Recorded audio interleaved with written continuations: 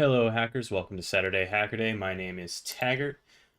Welcome to the stream where we're doing security all the time. We're doing programming sometimes, and we're doing CTF sometimes. But today, we're going to focus on defensive security work, the blue team side of the house.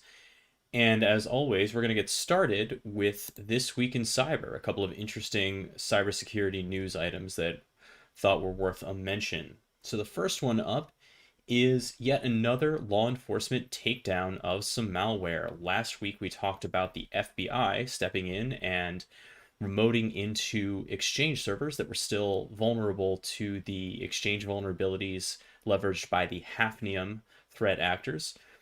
The FBI in that particular case logged in and removed the malicious web shells after exploiting the vulnerabilities themselves, collected the web shells for their own evidence, did not patch the Exchange vulnerabilities, and then went on their merry way. I remain concerned that this is something of an overstep of the parameters of a search warrant, but we'll leave that alone for now. This week, we saw a collaborative effort, an international collaborative effort between law enforcement organizations from the Netherlands, Germany, the United States, the United Kingdom, Lithuania, France, Canada, and Ukraine to take down the Emotet malware network. Now, we knew that the Emotet network had been taken over by law enforcement organizations. The command and control infrastructure had been taken over by these law enforcement organizations earlier this year. And it seems that at this point, these organizations were ready to leverage that control to essentially uninstall the malware anywhere it could be found. And so that's exactly what they did. Now, again, we can think about this as kind of, a good Samaritan act by the law enforcement organizations. I nevertheless am uneasy about the concept that law enforcement organizations get in the habit of leveraging malware, even if they control it, to have remote code execution on arbitrary machines, even if it's with the best of intentions. We know that the Emotet malware was uninstalled. We haven't heard any reports of any unintended consequences. I nevertheless recognize the potential for unintended consequences in this kind of operation. And all it takes is one for the confidence in this kind of work to plummet. The next story that I want to talk about today is in PHP. Yet another PHP problem. In this case, it was about Composer. Now, if you don't use PHP, I'm very happy for you. But if you don't use PHP or you haven't used PHP in the last few years, you might not be familiar with Composer. Composer is a package manager for PHP packages. It's not the case these days that, a PHP application would have all code written just by you, or even code from a framework like Cake or Laravel that you would just download and use. Often you would be using modules, open source software from other creators, just like you would be in a JavaScript or a Node application where you'd be using npm in that case to install your packages. So Composer does that for PHP applications these days. And there was a vulnerability in Composer that could have allowed, according to the hackernews.com, that could have allowed an attacker to execute arbitrary commands and, quote, backdoor every PHP package, resulting in a supply chain attack. Now, this was patched, but it does seem as though this was an issue where, so according to the story, the way package source download URLs were handled led to a scenario where an adversary could trigger remote command execution. So this would apply to any package being hosted on Composer. So it was pretty nasty. I think it's worth reviewing code that was downloaded from Composer to see what's present there. We've seen this kind of attack before. Certainly, we just had the CodeCov incident, which was kind of the other direction in which users were uploading code to CodeCov, and the compromise was kind of coming through that bash uploader vulnerability. But we've seen multiple times where packages in the npm, the Node ecosystem, have been compromised and malware has been injected into packages hosted through npm, and then users of those packages have unwittingly installed malware into their own software projects. So if you're using Composer, it's maybe worth taking a look through your code base to see if there's anything a little bit fishy. Maybe if your file size has if your folder size, your project size has jumped significantly in the last couple of weeks in ways that you wouldn't have expected, that might be a tell that something's in there that really shouldn't be. Okay, that about does it for the two pieces of news that I wanted to cover today. For the rest of today's session, and it it might be a little shorter because of some technical stuff that we'll talk about, but for today we're gonna do some osquery.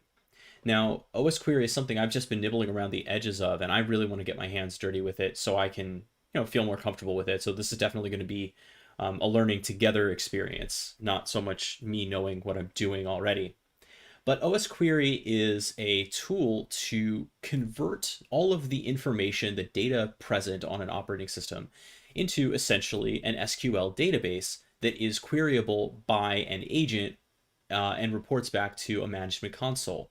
And so it's a really, really powerful tool to manage your infrastructure and your fleet of assets and get information in real time about your assets, because they'll be reporting this data back in a nice structured way. osquery is available cross-platform, which makes it really, really powerful, and it is baked into a lot of popular commercial products. to get data into those products. For example, Cisco's advanced malware protection uses osquery as the undergirding of their orbital solution for querying their any AMP endpoint for information.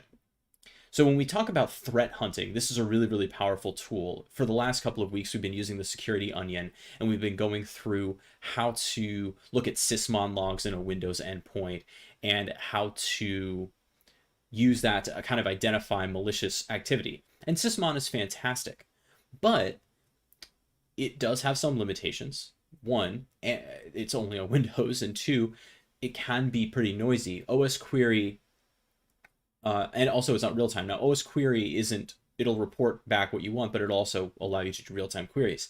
So there are some advantages and disadvantages for both of them, and I think both are worth exploring.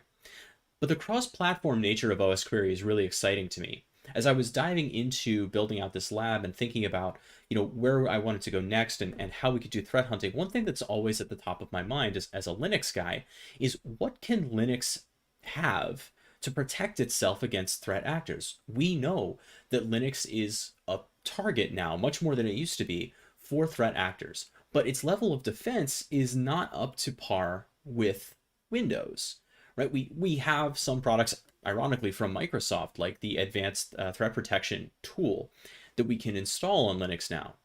But in terms of monitoring, like sysmon with Windows events, we don't really have that. Now you might be thinking, okay, well, we have syslog. That's something.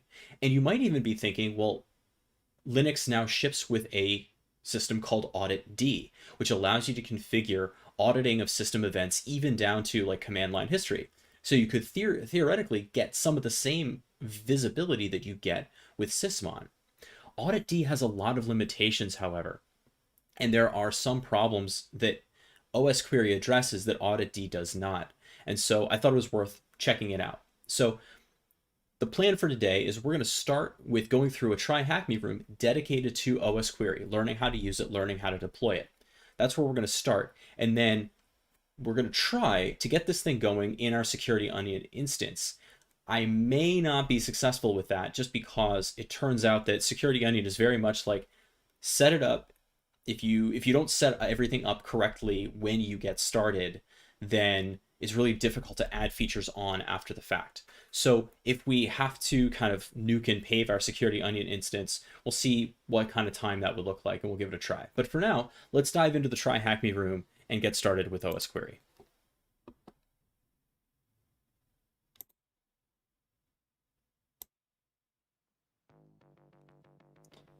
And I'm feeling a little bit more of a chill vibe today, music-wise. Alrighty, so here we are. We're joined into the osquery room, and there's the right window. So osquery is created by Facebook, not the first open source tool that I've used from Facebook. I used to do a lot of React dev. So with osquery, security analysts, incident responders, threat hunters, etc. can query an endpoint using SQL syntax. So if you haven't learned SQL, this is another good motivation to do so. As of today, GitHub and AT&T seek individuals who have experience with osquery. This is a funny section just because I don't know why they decided to call these two out. Alien Vault's agent is based on osquery, and so is Cisco AMP, as I said. But honestly, there are a lot of areas where you're going to want this kind of visibility and even building it out in your own lab. So like what I've been doing, I don't have money for an EDR. You know what I mean? I don't have money for a Splunk license for my personal lab, right? And yeah, I can do the like Splunk has a lab instance, things like that. But again, I'm committed to trying to use open source tools wherever possible. And so osquery is a really, really interesting solution for that exact use case. All right, let's fire up this machine and get this thing going.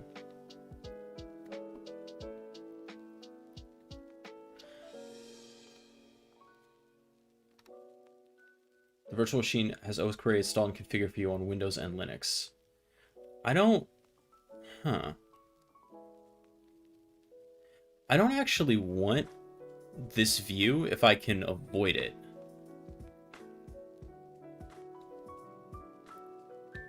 We'll let it start up and see what happens. What I'd much prefer to do is connect to this thing via our desktop, if it's the Windows machine.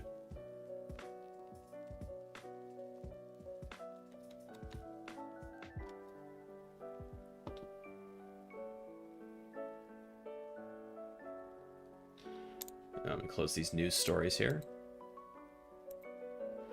Yeah, so in the Security Onion side of the world, we do have osquery set up. And let's see if I have it. I've just kind of been in the background making sure that everything's running. Okay, so everything is up and running, including theoretically Fleet, which is what osquery uses. But I don't know if we can get it running after the fact. So we'll find out. Anyway. Well, this thing's taking its... This has to be a Windows machine that's powering up.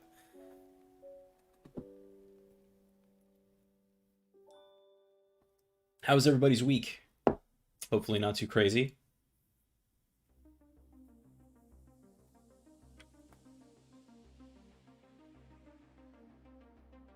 I was in training all week.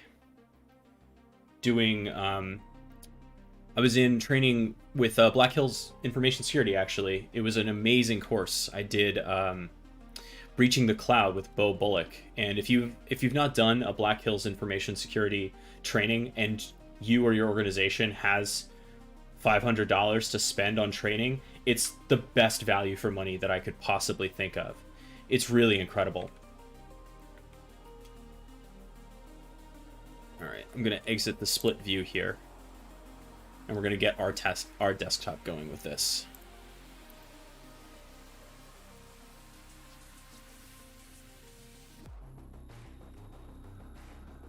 I don't think I'll need to store anything for osquery, but just in case.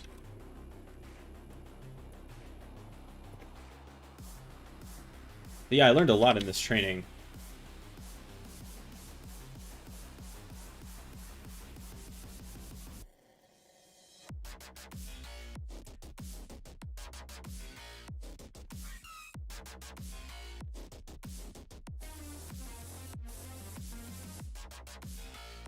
This is on the Chill soundtrack?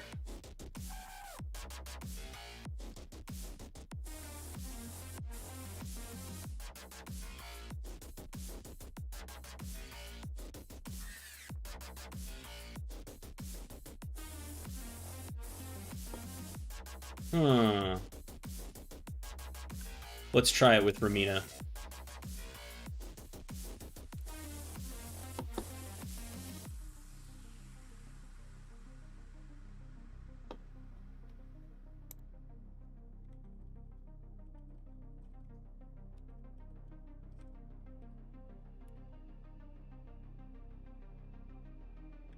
There we go.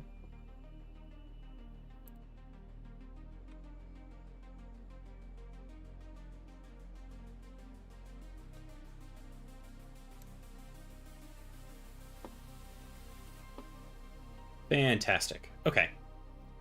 Now, what are we doing? Now that the machine has started. We're going to open a command shell and run osquery I. And that gives us the interactive shell for osquery.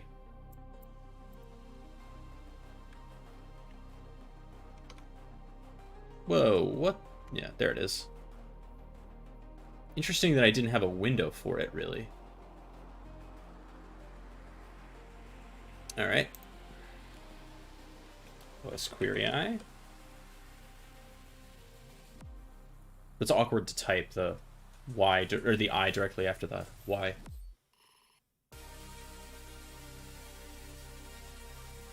Take your time.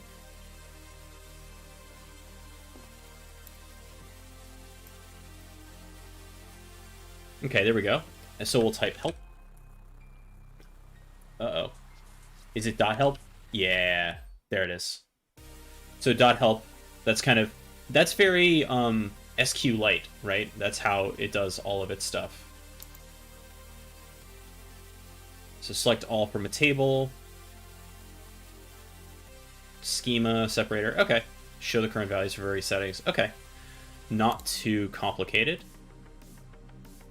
Meta commands are prefixed with a dot. To list all the available tables, use the dot tables command.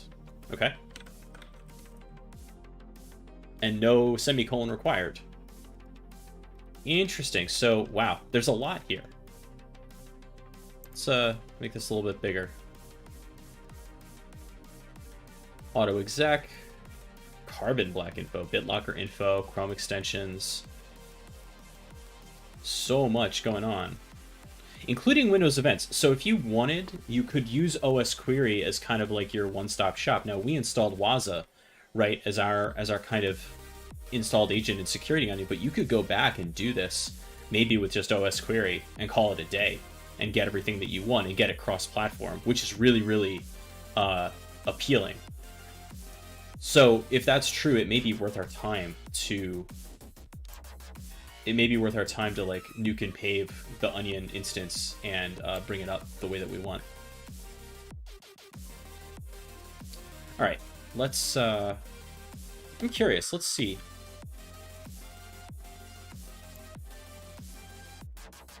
If I do like dot select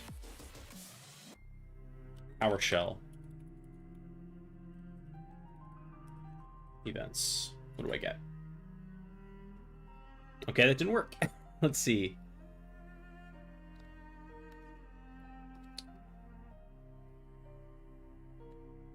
So I can do schema to find out basically what the columns are, right? So if I do dot schema PowerShell events, what do I get? So the time, script block ID. So pretty much anything that would come in through that before. Oh, I'm sorry, I missed a question. Didn't show up in the chat. Have I used Parrot OS before? Yes, I have used Parrot OS before. I used to use Parrot OS before I got Kali set up the way that I really, really like it.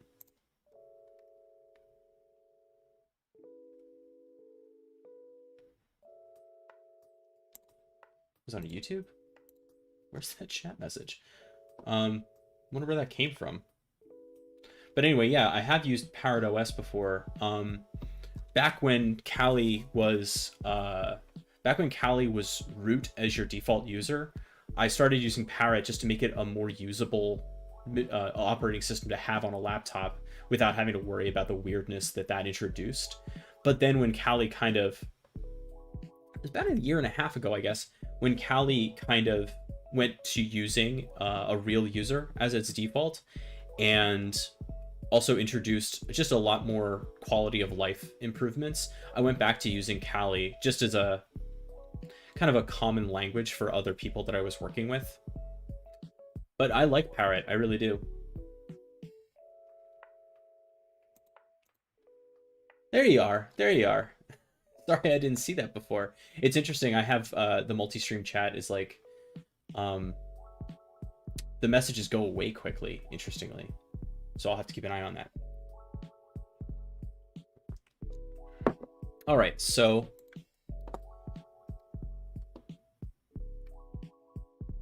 what is the osquery version? It's a good question.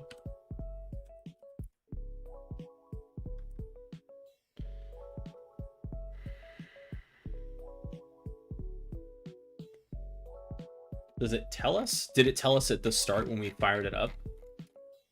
Probably. No, it didn't. Maybe show will do it for us. Yep, there it is. osquery 4602, and sure enough, it is built using SQLite 4.6.0.2.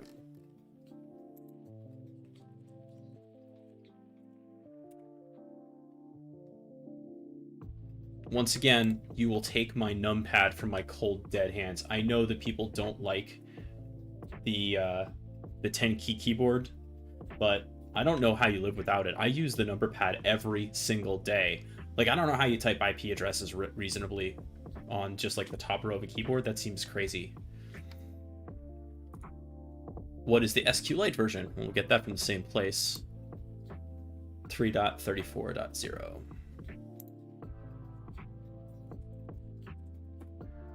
And what is the default output mode?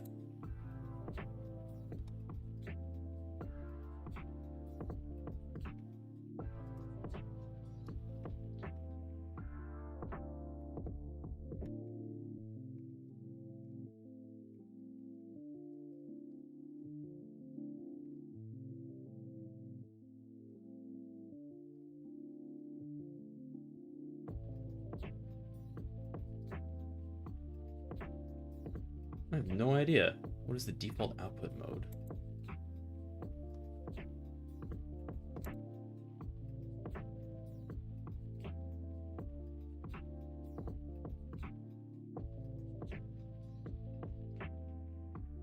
Is it like the separator? Is that what they're asking for? Oh, there we go. Mode right here. So set output mode where mode is one of. So we'd do either CSV, column, line, list, pretty. Well, we'll set mode to pretty.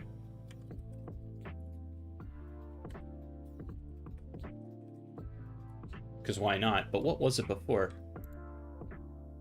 I think it's got to be pretty, right? Is the default? Yeah, okay. So it was already set to that. What is the meta command to set the output to show one value per line? Dot mode. It's got to be...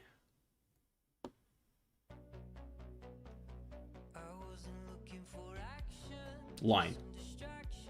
Simple enough. I swear this is not coming from the chill playlist.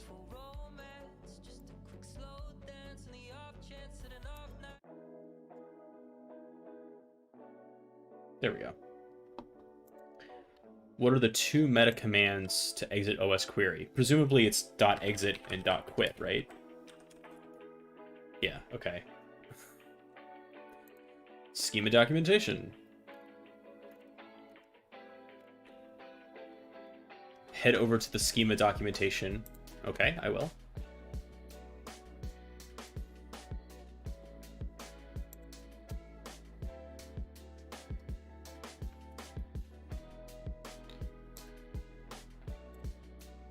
So we're on 4.7. Is that the...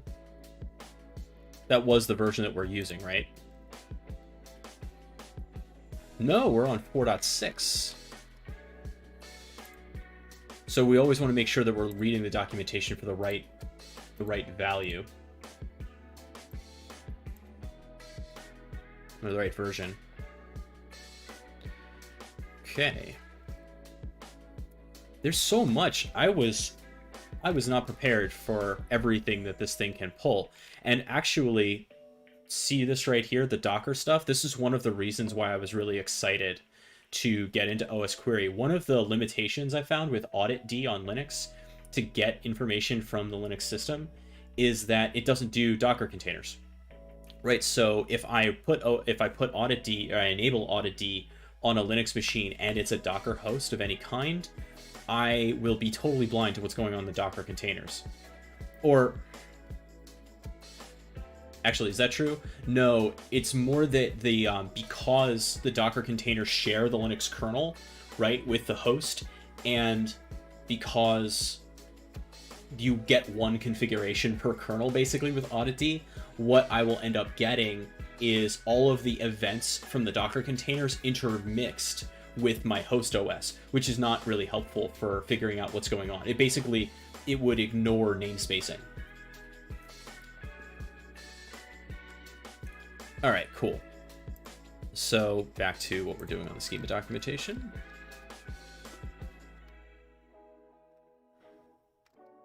What table would you query to get the version of osquery installed on the Windows endpoint? What table would you query to get the version of osquery installed on the version endpoint?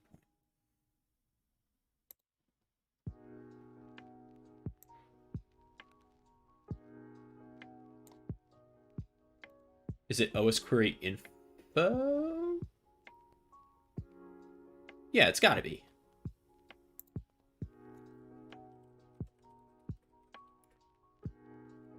How many tables are there for this version of osquery? Oh, and they do want us to use 4.7, so we'll switch it back over to 4.7.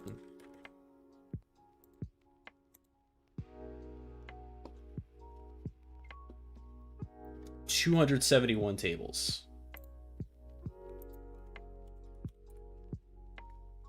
How many of the tables for this version are compatible with Windows?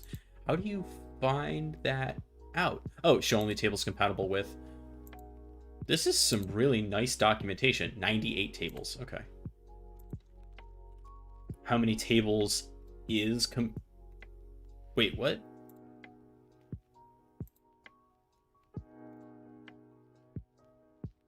These are wrong? Why are these wrong?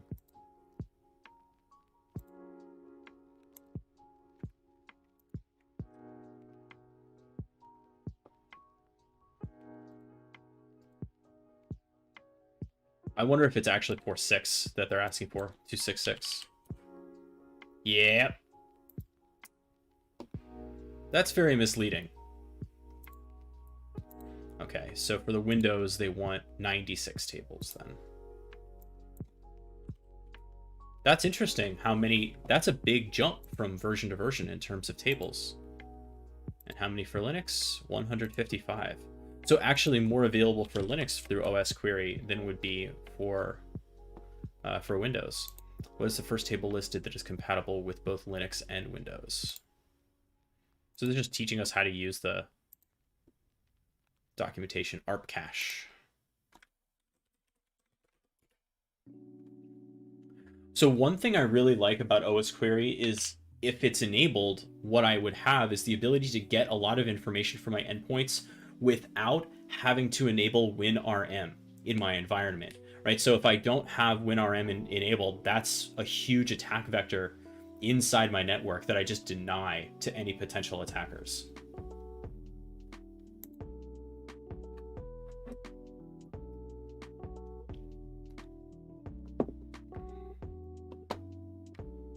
Great queries. All right, the SQL language implemented in osquery is not an entire SQL language that you might be accustomed to, but it's a superset of SQLites. Interesting. So we might not have some of the same functions that we would expect. Realistically, all your queries will start with select, sure. The use of other SQL statements such as update and delete is possible, but only if you're creating runtime tables. So we're not actually making any changes to endpoints is what they're saying here, which makes sense.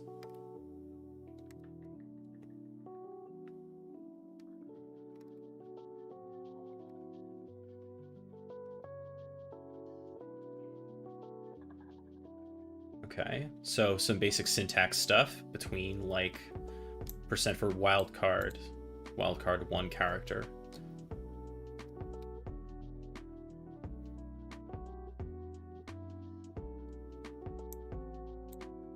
So that's interesting, right? So if we use a percent sign right in between a user's and a library directory, we get every user's library folder. And then, yeah. And then the double does recursive, which is interesting.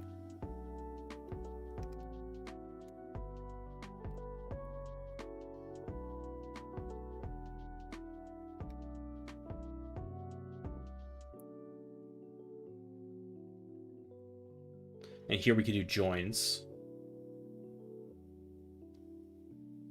Okay.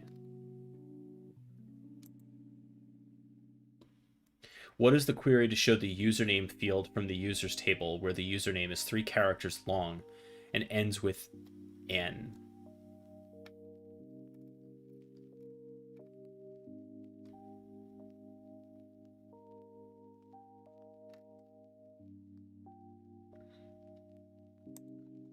Well, it would be something like select username from users where username like, and do we have lengths?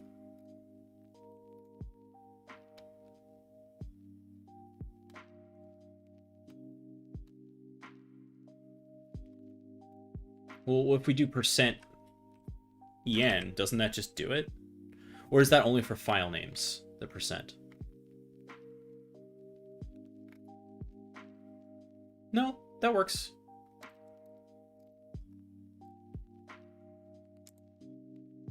Okay, that worked. Using Collide Fleet. Ah, so there is an interface for this. This is a whole thing. With Collide Fleet, instead of using osquery locally to query an endpoint, you can query multiple endpoints from the Collide Fleet. Hey, Chaos Ninja, this is the osquery room from TryHackMe, which is a teaching room for osquery.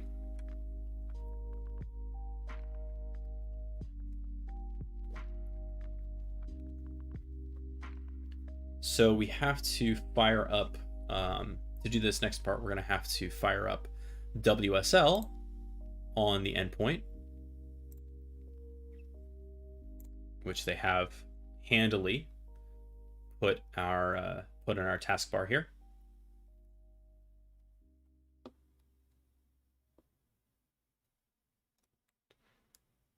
And I'm going to quickly see what I can do to make this a little bit easier to read.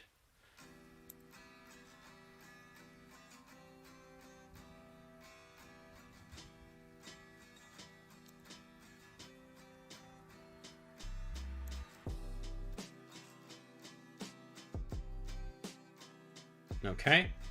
And what are we doing? We're doing sudo redis server --demonize yes.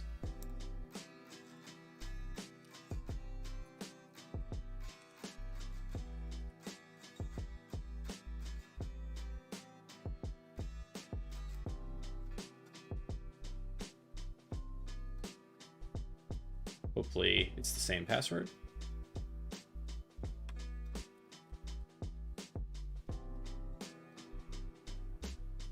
It's not. What did you do?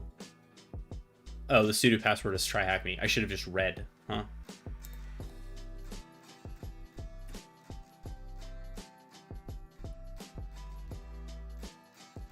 Okay. With that done, then we do sudo service mysql start.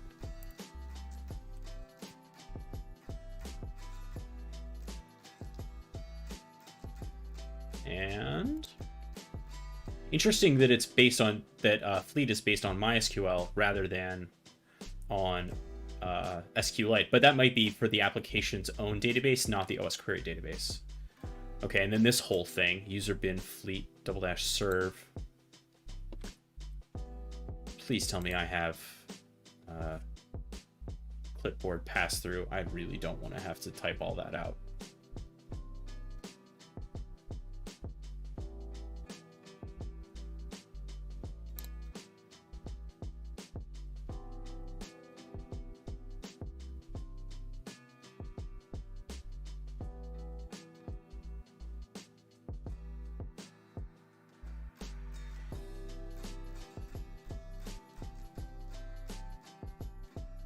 I should do the Hacker Squad team on Twitch.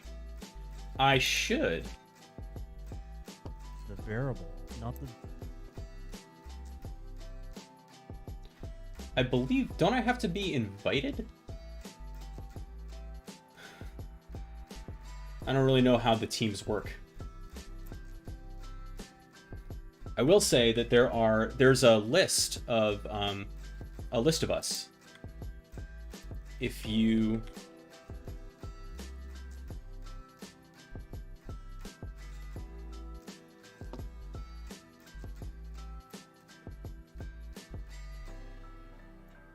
trying to find the easiest. I always forget how to find this thing, but I know that I'm on. Yeah, there it is. If you go to infosecstreamers.github.io, this is an actively maintained list by Chad, actually, I believe, of infosec streamers, and there are a lot of cool, great people on here. All of them are worth your time. A sub if you can afford it. And I am on here. I'll also note that this one, I don't think this version, yeah, this one does by stream recency, I believe. But I will also note that there are really only like 4 of us who are doing blue team stuff on a regular basis. It's me, it's Footpix, it's the Guar, and I think the fourth one is escaping me, but there are not many of us. So yeah, if you want blue team, you're in the right place. Okay, let's run this command. Or try to.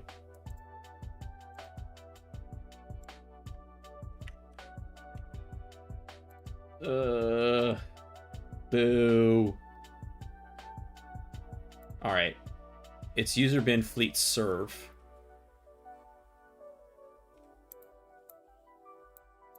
Oh, wait a minute. Is it like...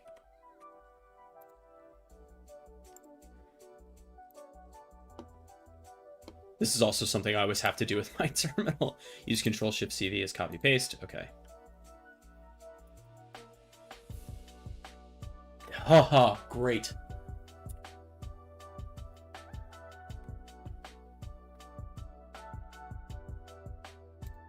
Okay. And then localhost 8080 on this machine should, once it fires up, give us a web interface.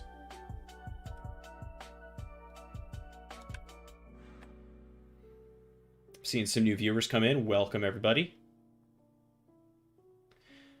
We're doing osquery. We're starting with try hack me, and if all goes well, and I'm not super confident about this, but if all goes well, we'll try to also deploy this on our security onion instance. I may have to nuke and pave that to make that work, but that's okay.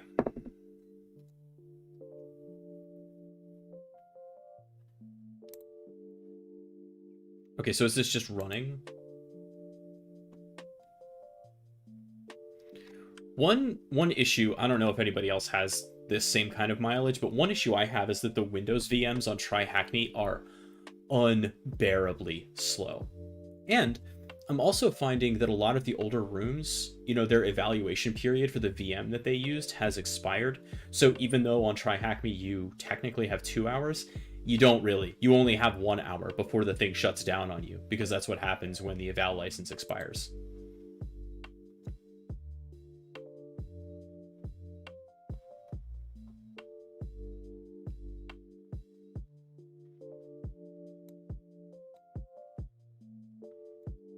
Huh.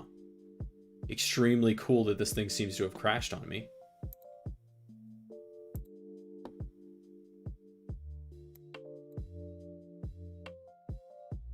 Okay, so the window can move, but not a whole lot else can happen here.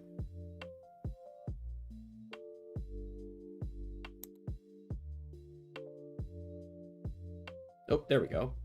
I wonder how many tabs are about to open. A bunch. Let's kill some of these. Okay, and let's just go to localhost 8080. Oh, that's misleading. If it's on 8080, it should be HTTP. If it's HTTPS, it should be 8443.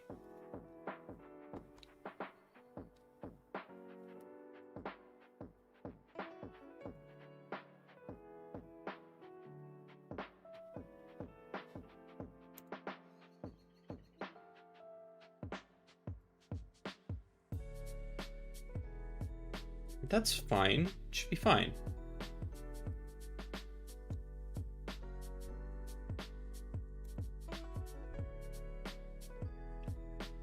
Okay, we'll go. Actually, I want to show everybody a trick. This is one of my favorite tricks to show.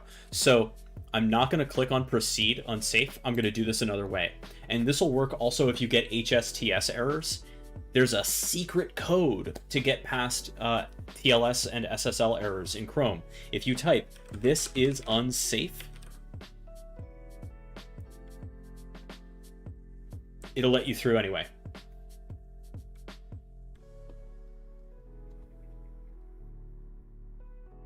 See? Try it. Whenever you come across an SSL certificate error, just type, "this is unsafe," and it'll work.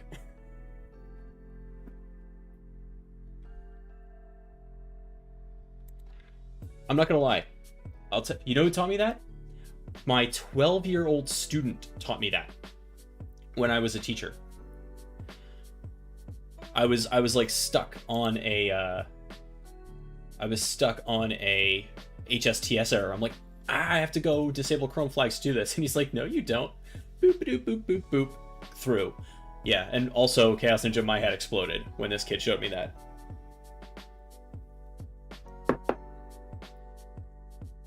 I saw a thread the other day where somebody was like, I worry that the commoditization of technology is going to make kids less, less interested in hacking, or like less good at figuring out how things work. No, kids are kids. They're always going to figure out how to get around any sort of safeguards that you put in place. That's how they work. All right. So we're going to log in with THM osquery and try hack me 1 exclamation point. Very secure password.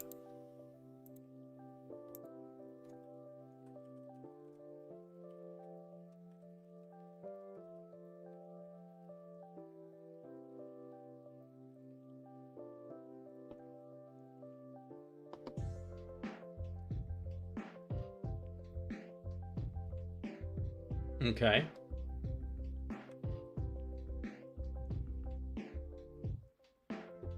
This poor machine. I'm curious.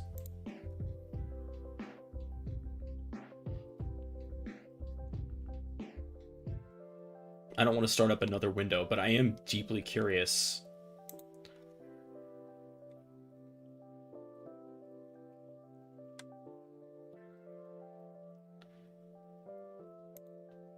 What our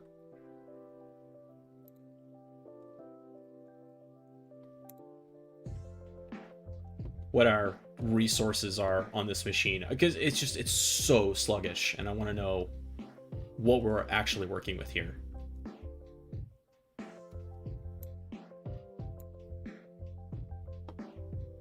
Oof. Excruciating. Okay, what are we supposed to be doing with this thing? If all goes well, we should be greeted with a Collide Fleet UI similar to the image below. Now it's time to add a host, which will be the actual Windows machine. Open the Windows CMD, navigate to C user's desktop launcher's Windows, and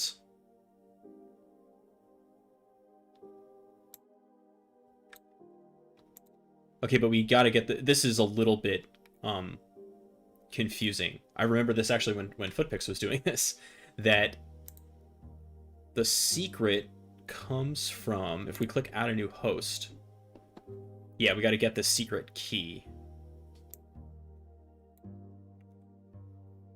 and then we'll do this in PowerShell. Going to CD desktop, right? And then CD launcher. And let's also, I'm just curious, get computer info. I just want to know.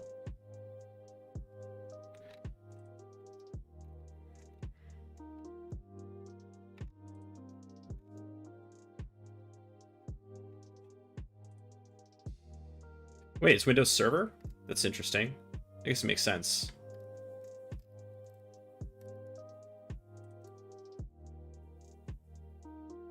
So single core.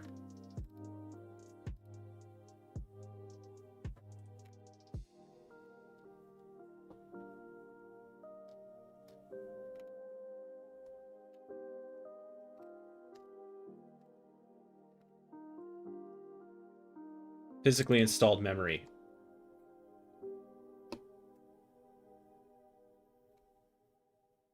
$209,7152.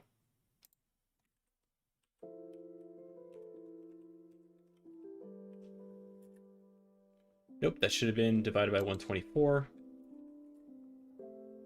So 2 gigs. That's not sufficient. Can't run a Windows 10 server on 2 gigs of RAM.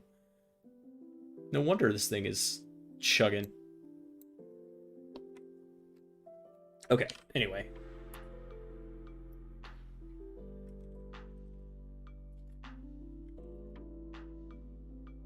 Okay, so there's our launcher.exe. So we're going to run launcher, hostname, enroll secret, insecure.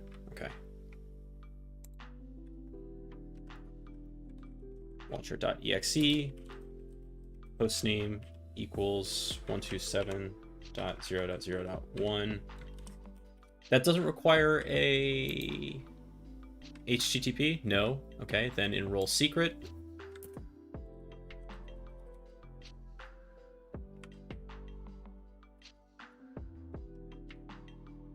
Was that had to be a dash, right? No, it was an underscore? That's weird.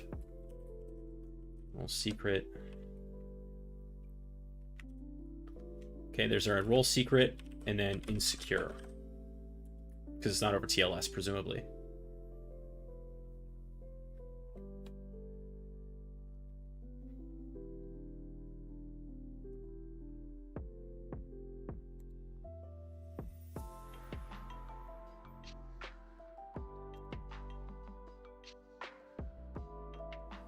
Will this update in real time?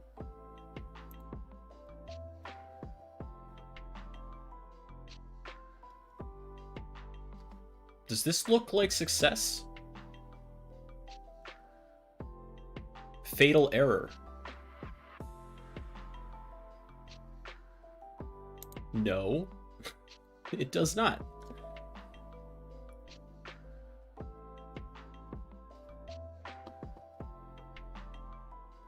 I wonder if it's because I did it in PowerShell rather than the straight up command prompt. Because it says executable file not found in path, run launcher, severity. Yeah. I think we ought to do this.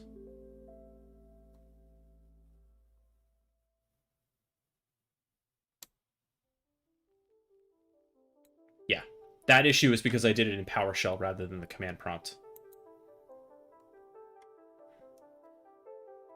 A lot of times, commands that are in the path for a command prompt will not work in PowerShell because they don't have a .exe at the end of it.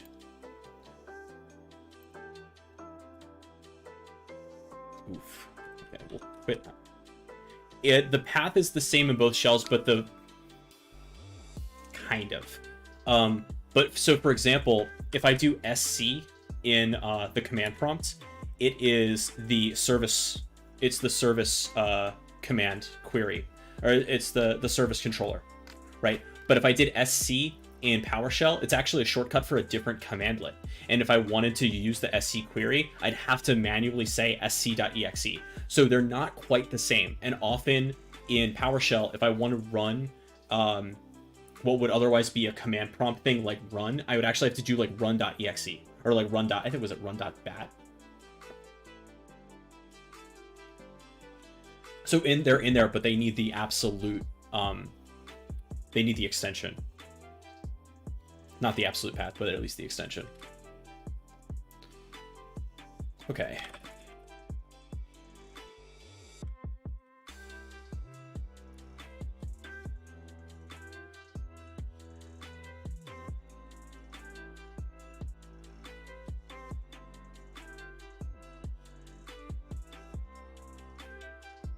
Okay, so we'll try this one more time. So we'll do launcher.exe, hostname equals 127.0.0.1, 8080, enroll secret equals, I think I still have this in my, yep, it's secure. Let me just check that syntax. Enroll secret. Yep, that's correct.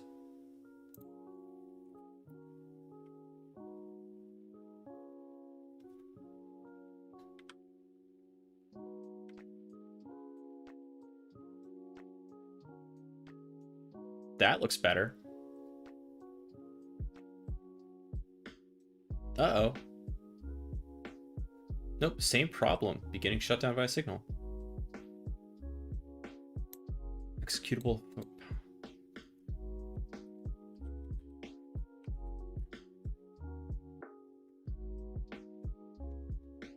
path is just C Windows System 32. That's all it is.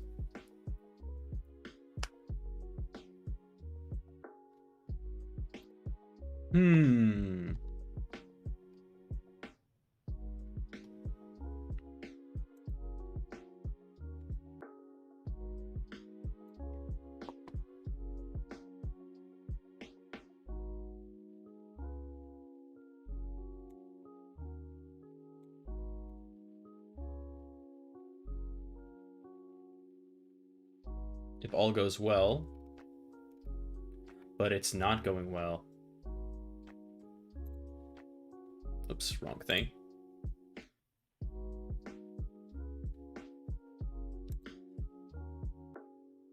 Oof, this is painful.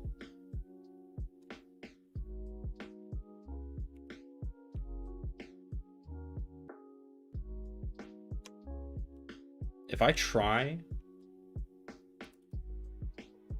without the dot slash, will it work? I don't see why that would be true. I would expect it to say like command not found. But I guess that's kind of what it's saying anyway.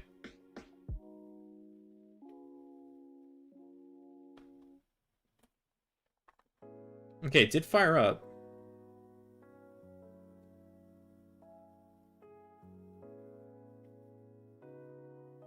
Okay, so far the same stuff.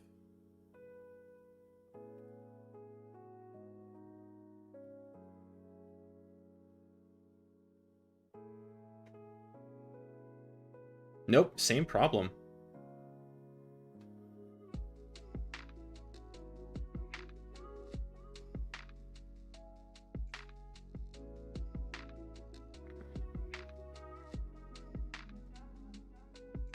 I like that it's severity info, even though it stops the thing from working.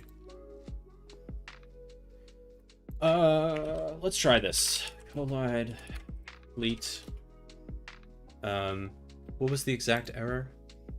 Executable file not found in path.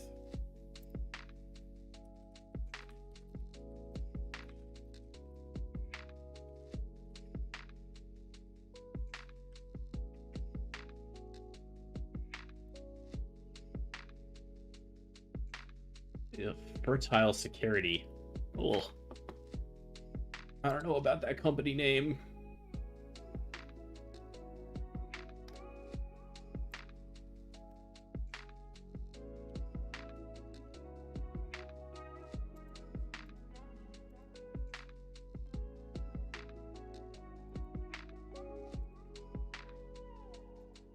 Unhelpful. Unhelpful.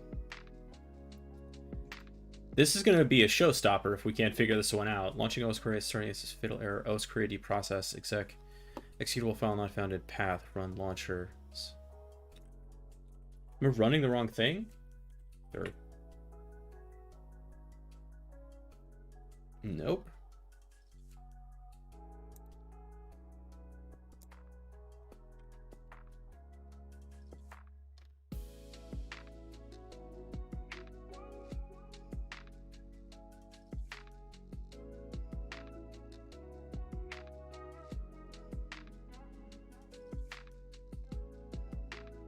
Definitely went to the right place. Yeah, all of the steps were followed correctly.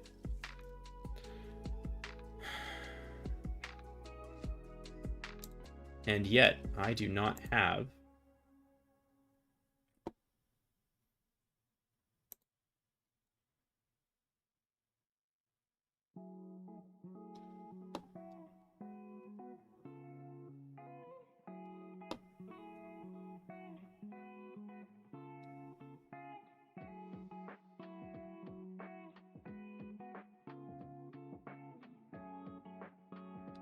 Right, if this is going to die, then we might have to just go back and start using our security onion instance to see what we can do with osquery.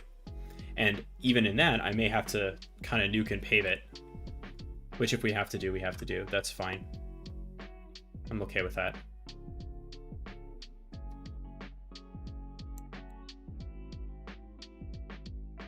That's disappointing. I'm getting a little annoyed, honestly, at Try Hack Me rooms that have these bugs and like the maintainers don't.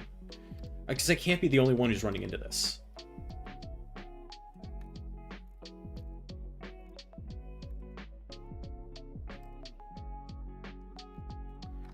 Is there some, maybe, like, let's see. Is there something that I forgot to do?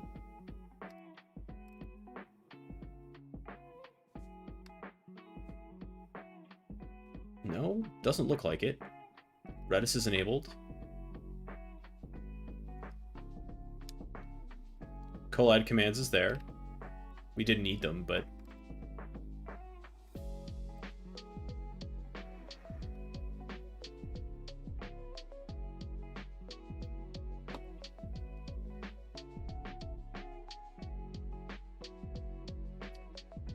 Let's look at this error message in some detail and see if we can figure this out. The executable file not found in path. Run launcher.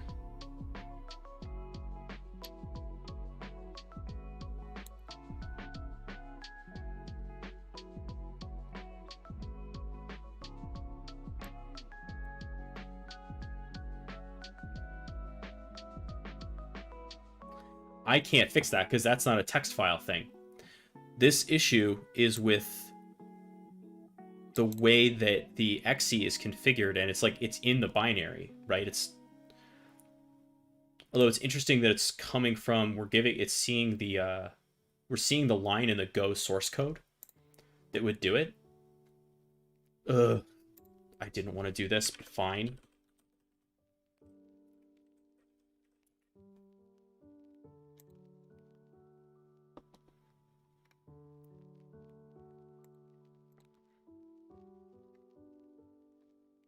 It's in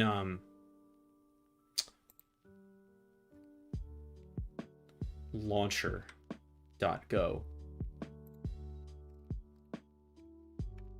I wonder if that's even in here.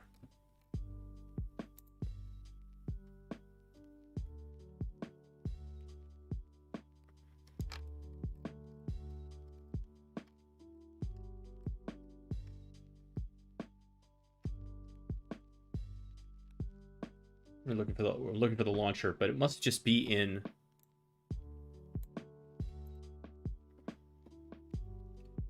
here. So we're looking for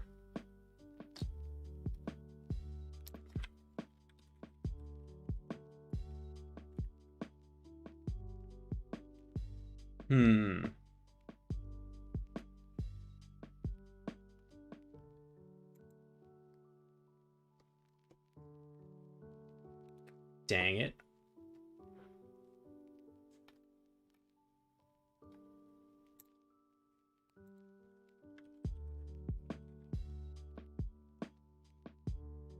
Oh, wait a minute. It's not. It's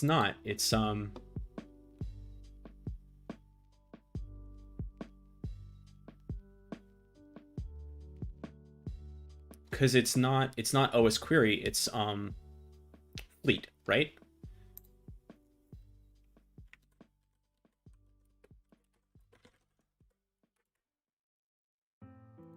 All right, let's look for that in here. Fleet is retired?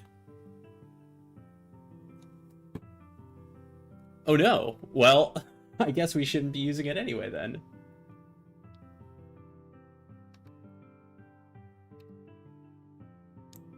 Hold on. Is Collide retiring Collide launcher? No.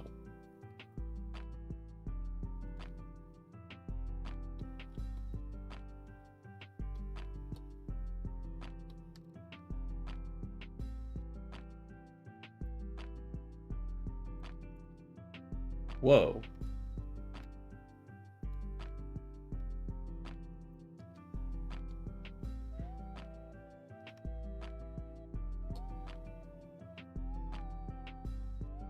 Wow.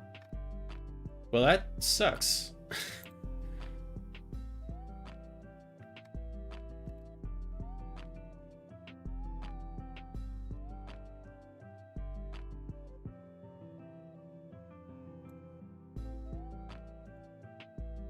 We found launcher.go.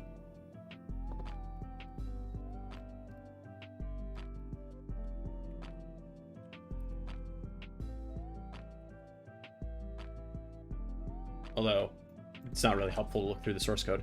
Man, I'm really bummed out about that. Okay, so fleet is not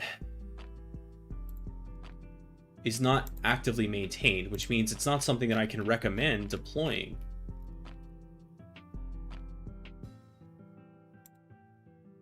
When? No, where's the room info? Not helpful. Are there known issues? No.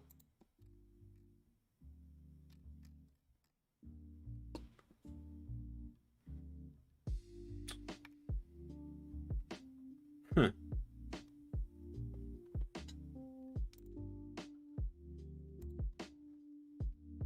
Well, that straight up sucks.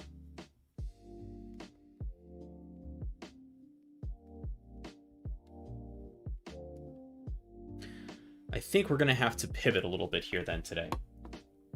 If we can't use Collide Fleet and we can't use osquery that way, we're going to have to change up what we're doing. And that's all right. So I'm going to kill this. I'm actually going to get out of the try hack me room entirely and go back to doing kind of my own thing. So to do that, I'm actually going to get out of the Kali machine. No, I'm not. Just kidding. I'm going to leave the Kali machine up. But I do also have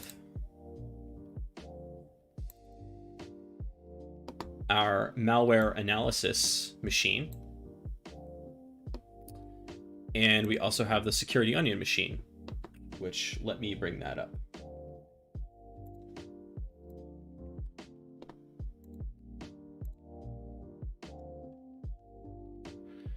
So we're going to pivot a little bit and try to do some other stuff.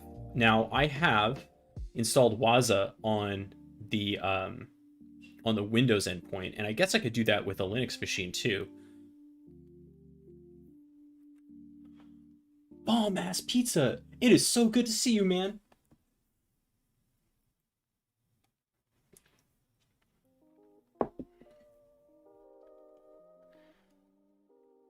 Ironically, I actually really don't like onions. Like, there are very specific situations in which I like onions. Caramelized or pickled on a good burger. But, like, generally speaking, I don't do well with that, like, family of flavors and smells. It works out well because my wife loves pickles, onions, vinegar, like all that sort of family of smells. I don't know what's wrong. Like, my brain is broken in that way. It just like smells and tastes like poison to me. But anyway, okay, so we have this.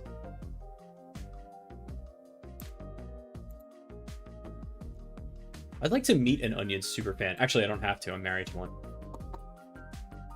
Okay, so we have our malware analysis machine, which we can do, you know, evil to. And what we're doing with that is basically we have our Hyper-V manager set up so we can like save our game with the virtual machine. So we have these different checkpoints.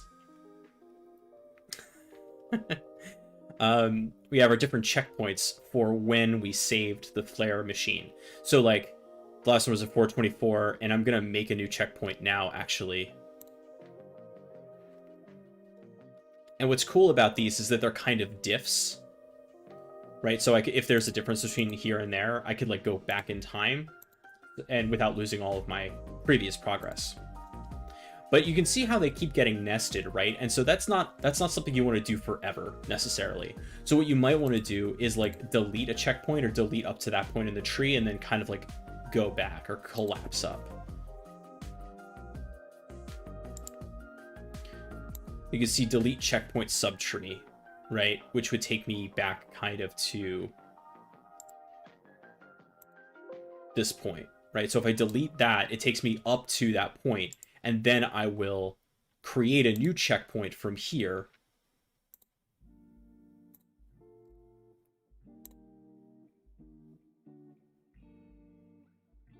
You see how that kind of cleans up the tree. Okay, so, and the reason we're doing this is because we're going to infect this thing with malware, okay? And we're going to try to hunt for it. And that's okay. So it turns out we're not doing osquery as much today, unless I can get it running, but I don't know that I can. So we're going to try something else, which is we have Waza here, and I actually want to add another machine to my network. So to do that, I have this Ubuntu lab machine, and I am going to... I have no idea how I set this up. It's been a while since I fired it up. It's 4 gigs of RAM, 2 virtual processors. That's actually more than I need. I'll give it 1 processor. That's enough RAM. That's fine. And I'm going to put it for now on the...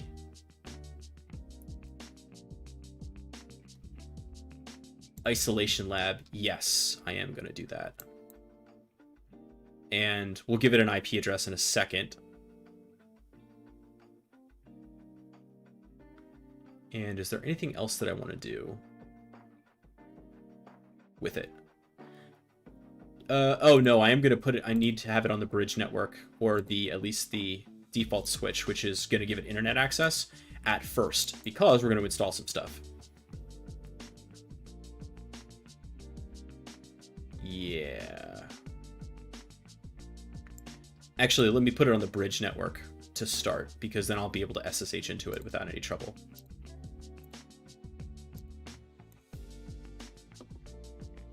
Okay, let's fire that up.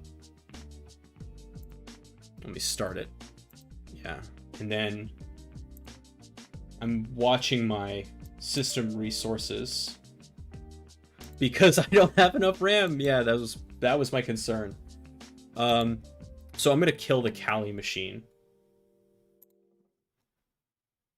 because the Kali machine is using a bunch of memory right now.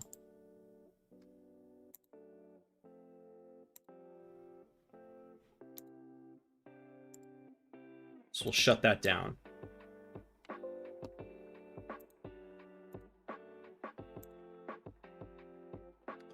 And that brings my... Oof. Something's using a bunch of memory. It's got to be the security. Well, it doesn't have to be. Yeah, the security onion is using a bunch of memory right now. But I'll be getting it back once the Kali machine shuts down.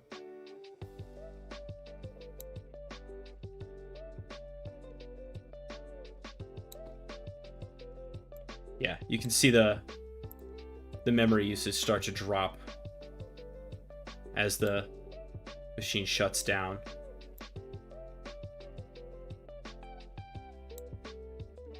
Come on, let's go. What we're trying to do is essentially put this, set up a lab where we have events coming in from the malware machine and maybe a Linux machine as well, coming into the security onion. If we look at this, let's go to Kibana.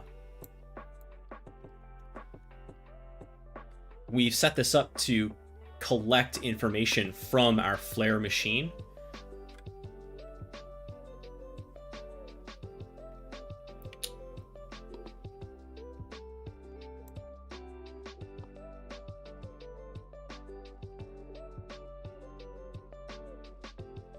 Now it's only showing, actually let's go back to that home page. It's only showing nodes from the onion. However,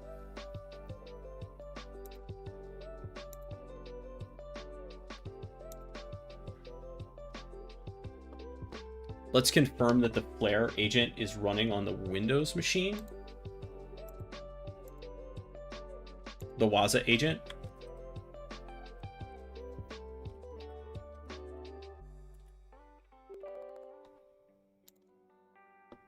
Yeah, it's running.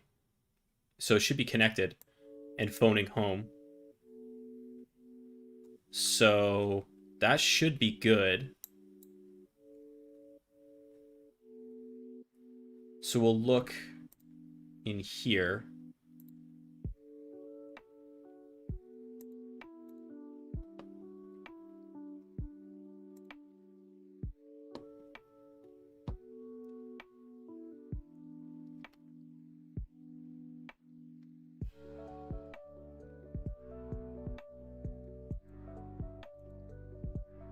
We'll just go to straight discover, I think.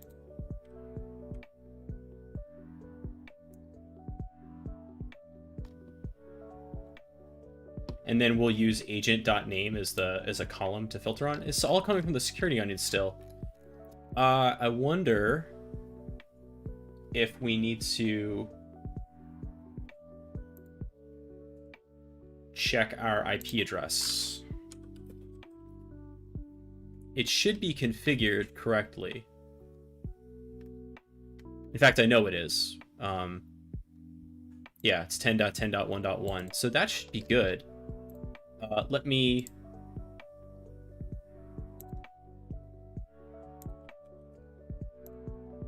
Let's try this again. Let me mute this. Refresh the agent.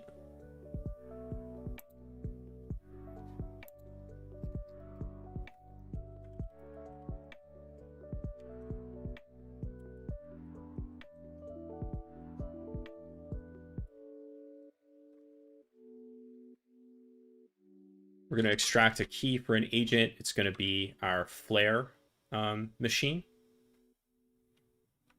002. That looks like the same key, so I don't think that's the problem. Didn't want to open PowerPoint. Did want to open PowerShell.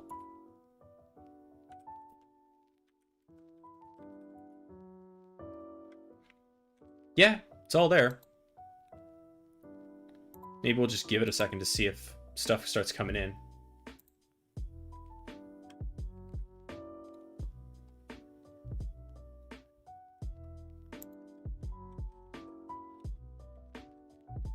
Agent.name should be flare.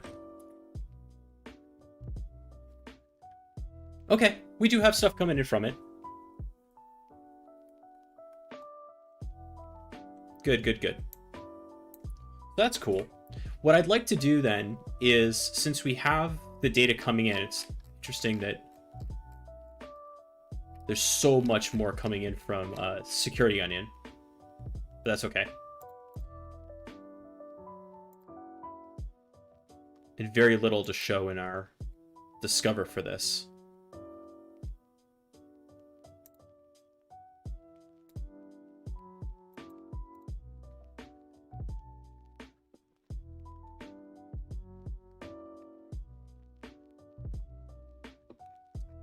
But we're going to infect our Flare VM with something else, and I'd also like to get the Ubuntu VM running to like set up some malware activity on that and see what Waza can pull from that.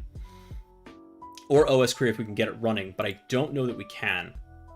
So osquery, it says Security Onion includes Coline Fleet to manage your osquery deployment. But Fleet's retired. And when did that happen?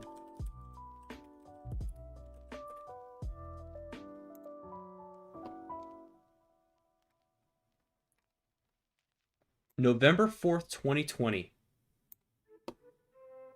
So what's the plan?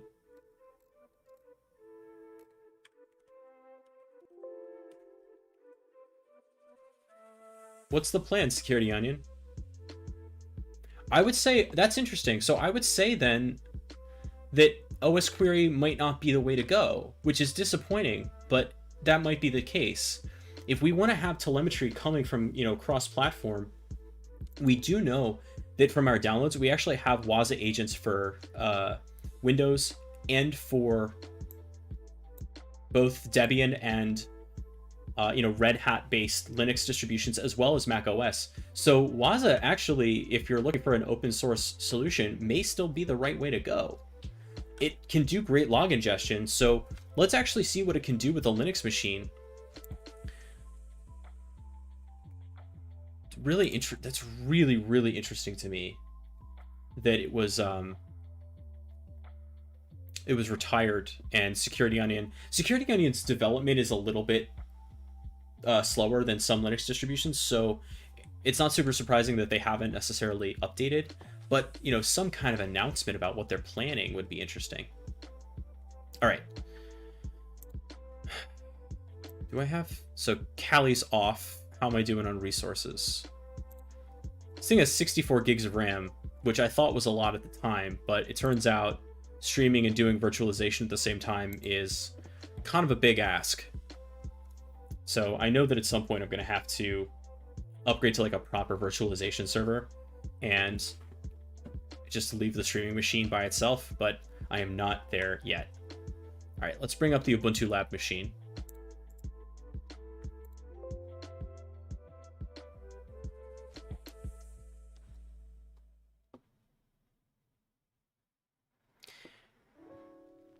Okay, it's starting.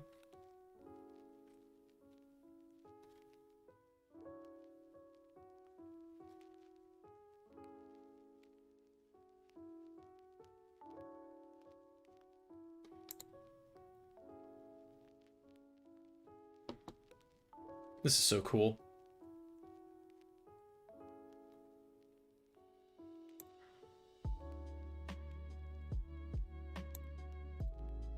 Grafana is it's an operations monitor, really. It's almost like Nagios in a way.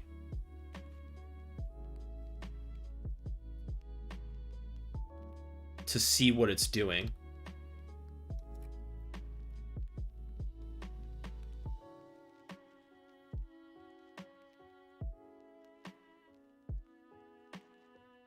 And if we had different Onion nodes, we would be able to see this as well. So this is really just for monitoring system health for your sim.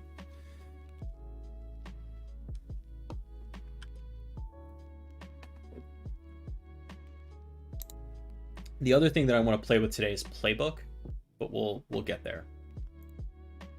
Let's connect to this Ubuntu Lab machine.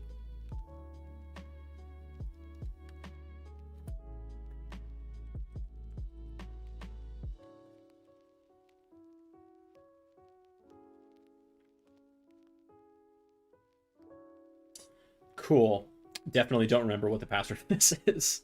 That's fine. If I have to kill it, I will kill it.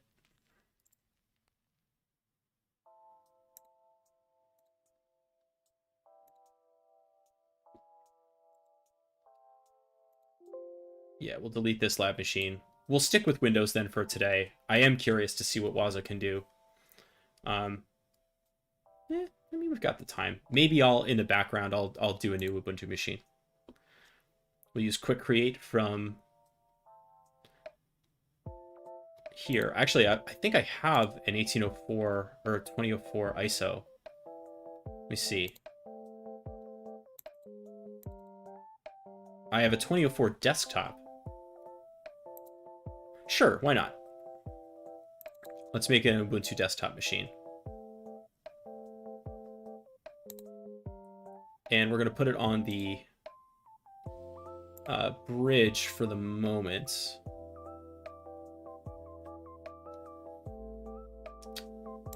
Is that what I want to do? Or do I want to do the 1804? You know what? I'm going to do the 1804 server. Just because it's a little faster and it'll do exactly what I want it to do. And call it Ubuntu Lab. Create virtual machine.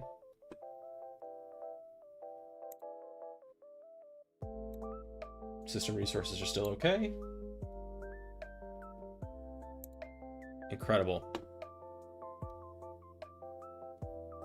I'm going to start it and just kind of fire through the install process real fast. My intention with this is to install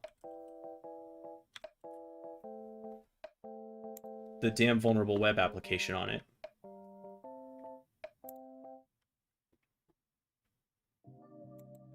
And get it running, basically, which shouldn't take too long. It's just PHP and Apache and MySQL, so it shouldn't be too hard to get all this going. Oh crap! I have to. This is actually a really important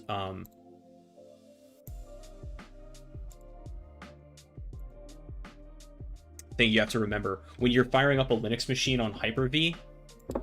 You gotta remember. Whoa, we gave it 12 cores? I don't think so.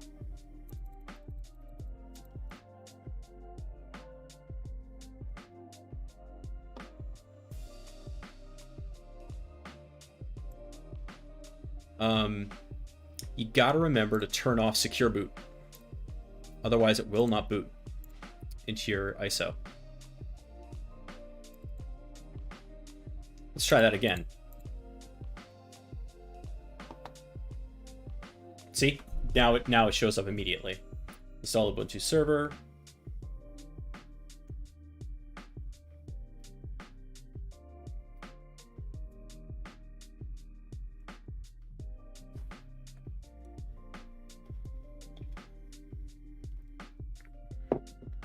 By the way, I should mention, like, I know that a lot of times when we're doing the blue team stuff, especially the last couple of weeks, it's felt very opsy, right? It hasn't felt super security. It felt like a lot of setting up machines, a lot of virtual stuff, a lot of command line, just like getting machines ready to go. But here's the thing.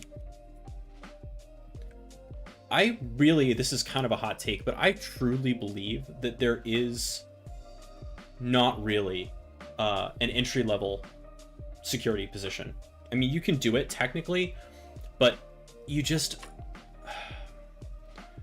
I really, really believe that you should be exposed to the operations of an IT department before jumping right into a security role. Because if you begin a security role before you understand how things work, you're going to be learning a lot of that on the fly, which is not a great learning experience. We'll talk about why in a second, but it's not a great learning experience, and you're going to miss a lot of stuff along the way. Now, if you're in an environment where it's a safe space to learn, okay, but a lot of times you're expected to know some stuff right off the bat, and that can be really challenging.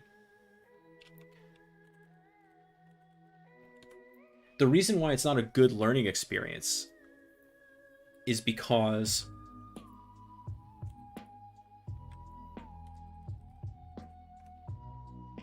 actually, that's not my name. The reason it's not a good learning experience is because of something called cognitive load theory, which I'm a big believer in.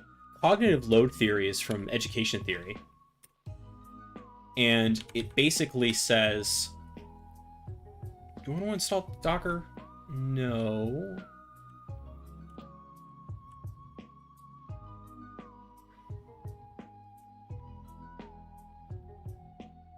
Not yet.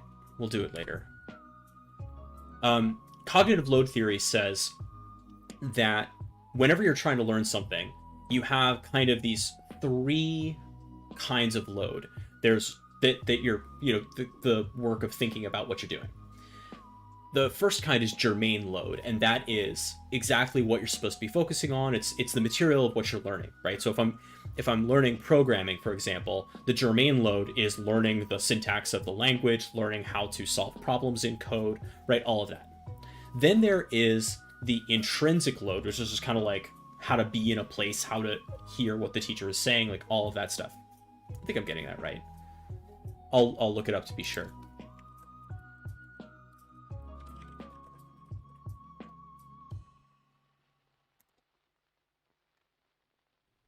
Yep, I got it right.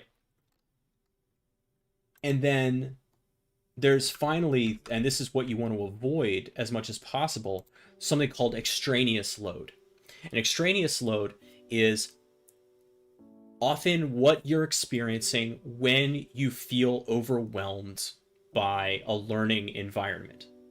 So I don't know if you've had this experience, but it's happened to me a bunch of times where, like, I'll be going to do a lab environment, right? And I'm trying to learn a thing in the lab, but way more of my energy is being put into setting up the lab environment, right? Or learning all the stuff that's kind of around the material than the material itself. That's extraneous load. And when your extraneous load is on par or even outweighs your germane load, you are not going to learn effectively.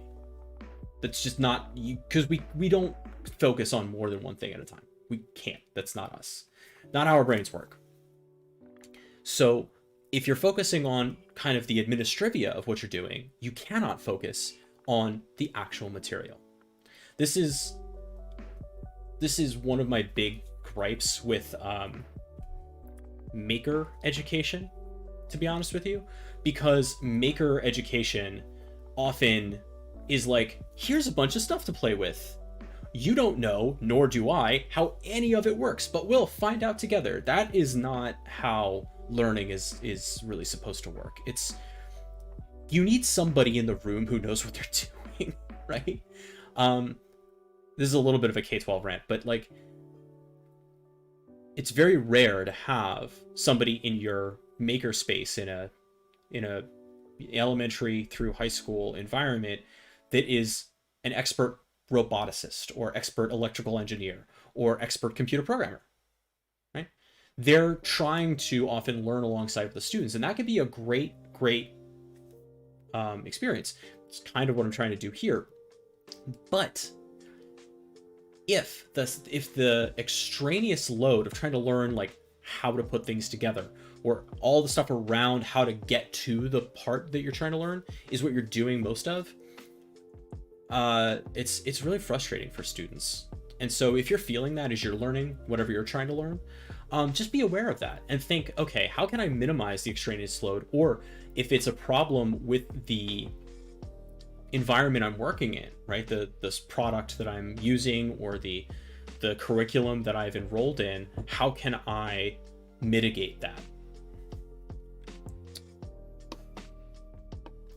All right. While this is finishing up its installation, let me go get the Debian package for Waza. Oh, actually, I have it on the same network, so I should be able to actually just do a wget on that thing once it's connected. That'll be cool. We'll try that. And then once that's enrolled, we'll try this too, because we actually did this kind of the backwards way last time. We did, if you would like to automate the deploy of Waza agents, the Waza server includes OSSec authd.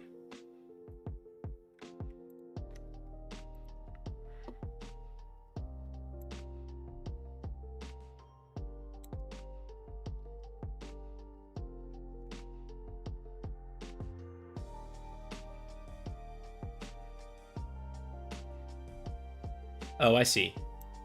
That's a little bit gross. I don't know if I want to do that. Registering Waza agents. This is what I want to do.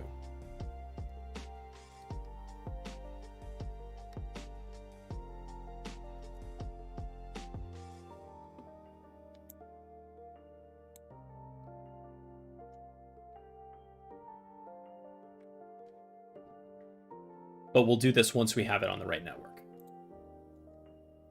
Meanwhile, let's go get some malware.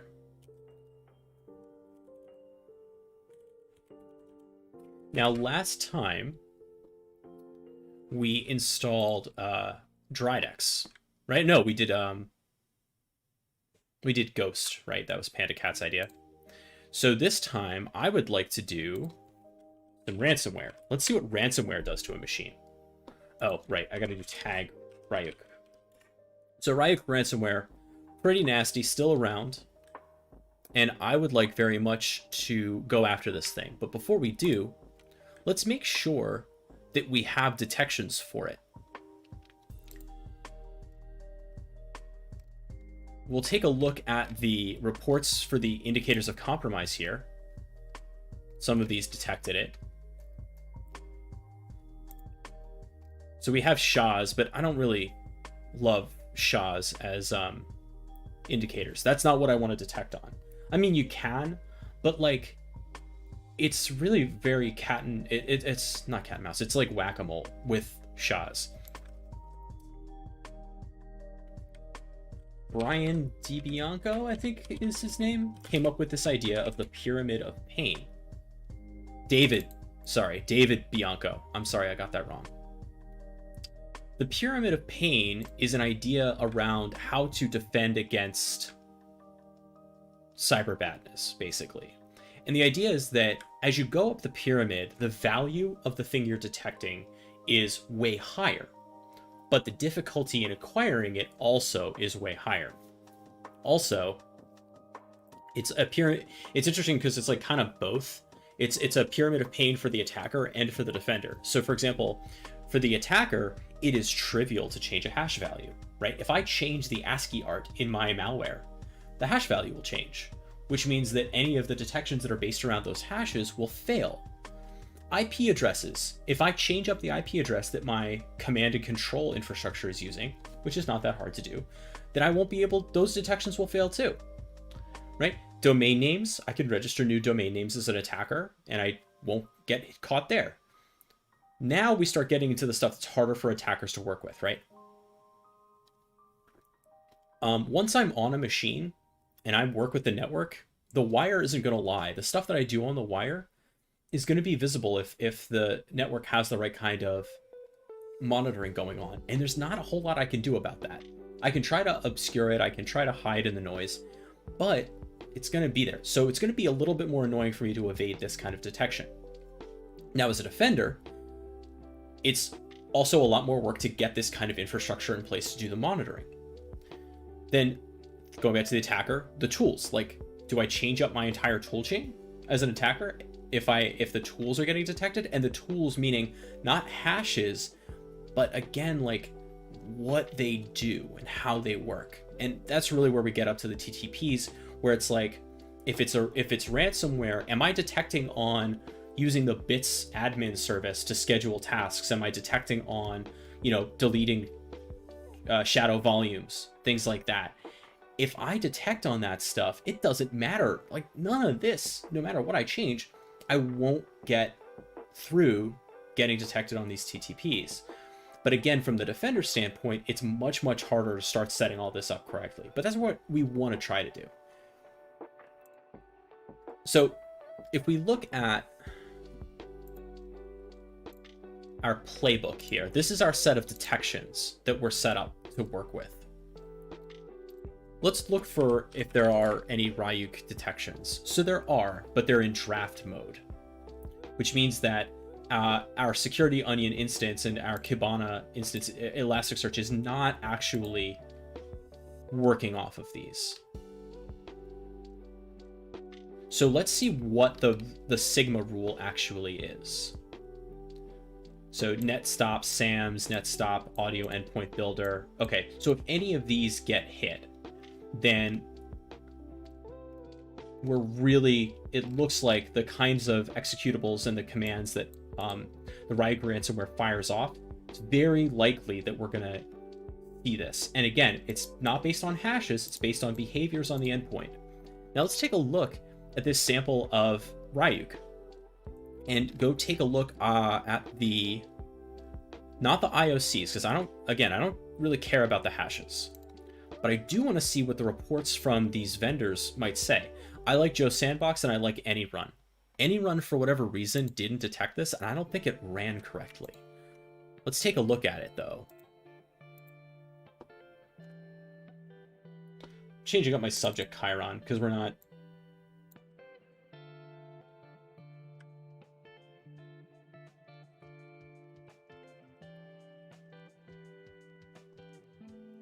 That's what we're actually doing. Let me move that over. That's so long.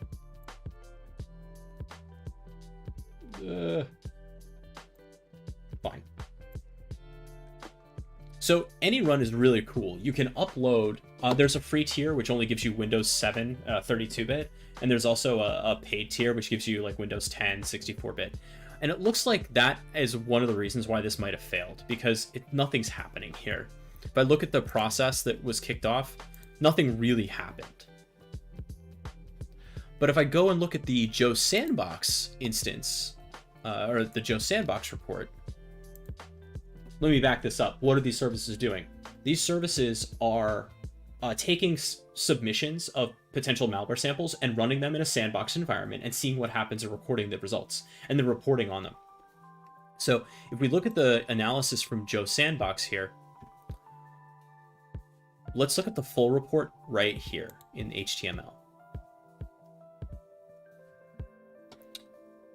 How's our Ubuntu Lab machine going? Still installing stuff. All right, so this is kind of cool. It gives us a little So it's plainly ransomware. It's got some evasion going on. Okay. But now let's see what it's actually doing. Let me zoom this in so it's a little bit easier to read.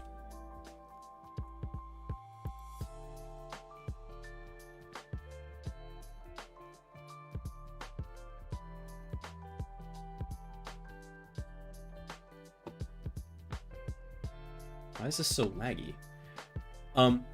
So one of the things you're going to see is that we're seeing net stop SAMs and audio endpoint builder. So what that kind of tells me is that the rule that we had in our playbook is going to catch this thing. And if I'm in an organization that is concerned about the Ryuk ransomware, then this would be a really good detection for me. So I'm going to change this up. I'm going to edit this playbook, change it from draft to active. Okay? I'll leave the Sigma rule alone, but then submit this thing.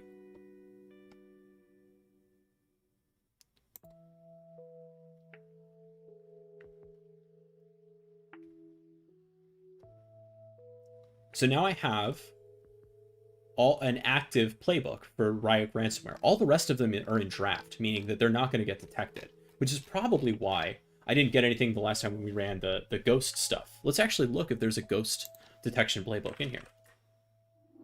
There isn't, but maybe we could go find a Sigma rule and create one. But we have a Ryuk sample, or we have a Ryuk detection. Okay.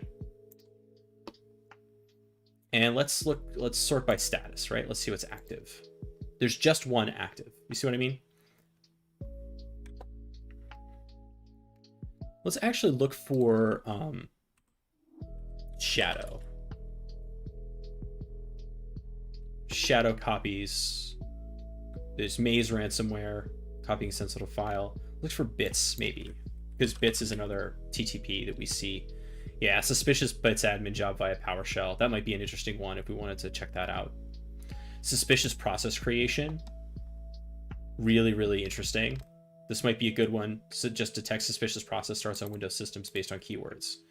Let's enable this one too, just to see what happens.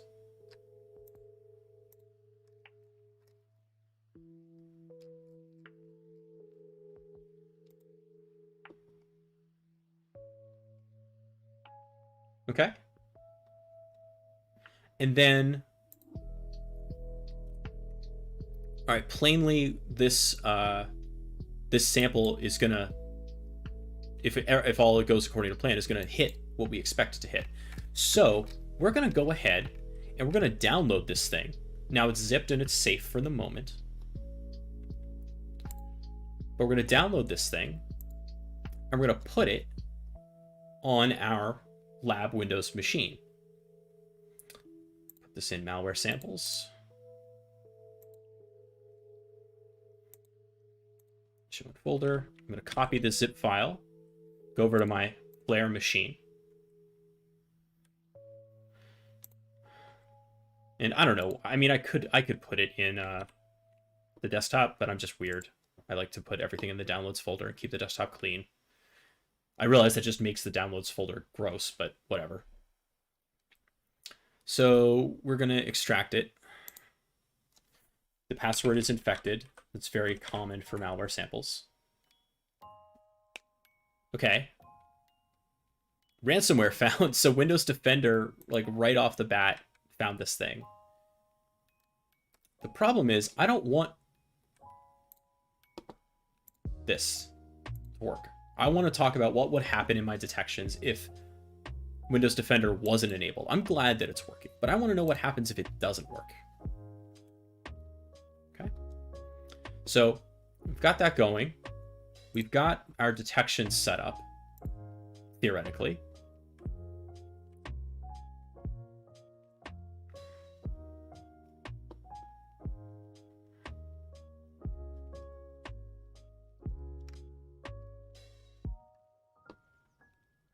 And how's our Ubuntu machine doing? Still installing. Oh no, wait. I'm just being dumb. I'm looking at those spinning things and I'm like, what happened? Oh no, what happened to my camera? Cool. Sorry that my green screen got weird. Let's see if I can fix that.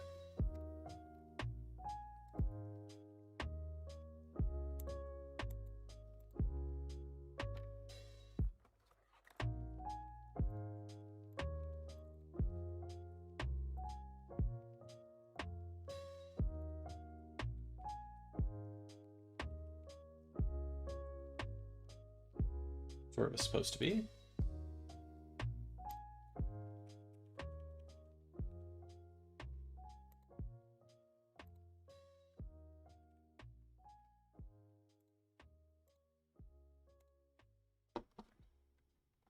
Bizarre. Okay. So we'll cancel. No, it says cancel update and reboot. It isn't done. It says it's still updating. Okay, I'm not crazy. That's fine. Let's go. Install some ransomware.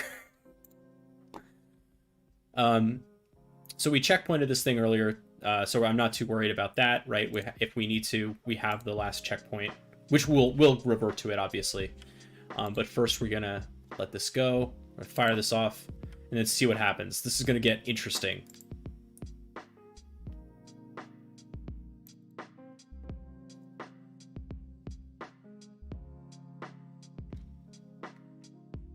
I have no idea what's about to happen.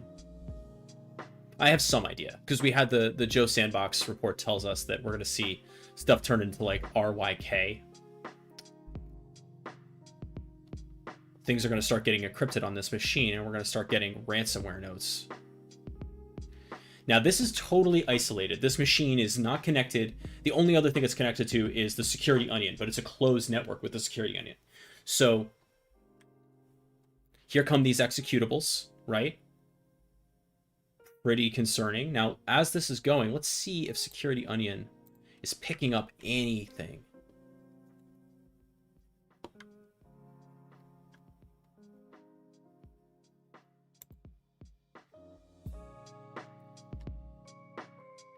We've got a high.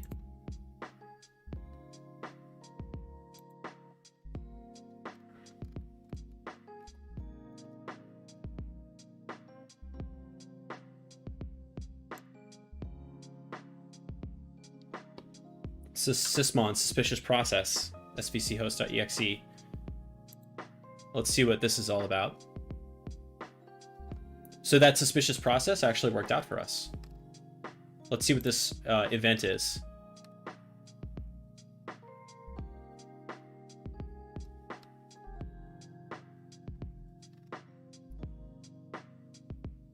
So the parent is here, SVC host. The parent is MSP engine. And this happened earlier today, so it's actually not necessarily what we're looking at here.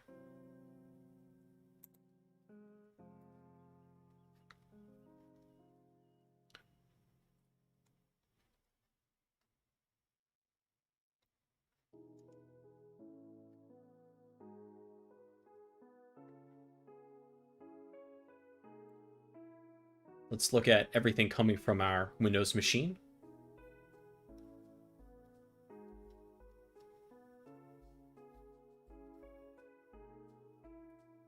Nope, that's just our that's our network stuff. That's not helpful.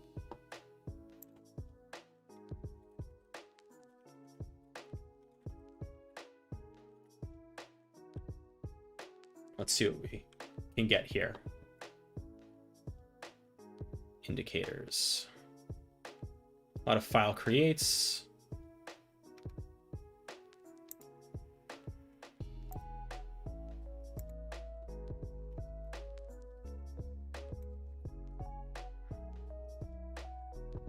We should see alerting at this point.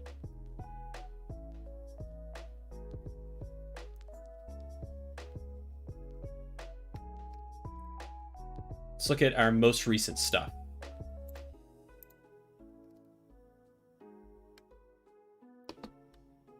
Okay, we do have some.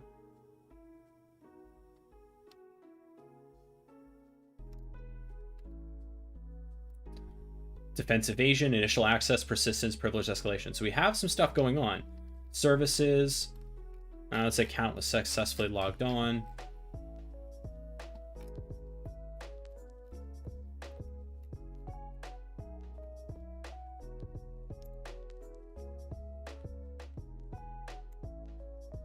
Here's our Waza. Let's see if we can do a little bit better here.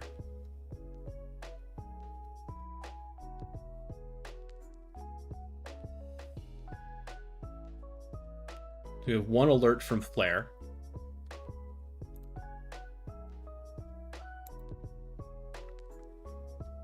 And actually, let's change this up to today.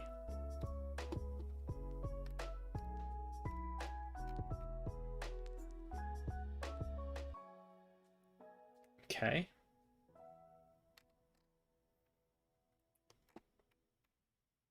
Plenty of interesting stuff, but it looks like, okay, agent.name, keyword, Flare. And here are the alerts that we're seeing.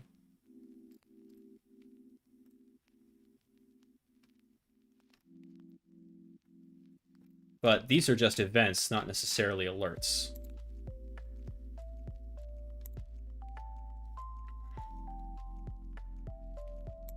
We should be seeing alerts somewhere. Let's go back to security onion alerts. Okay. We are so notice that our high alerts value is starting to go up. It's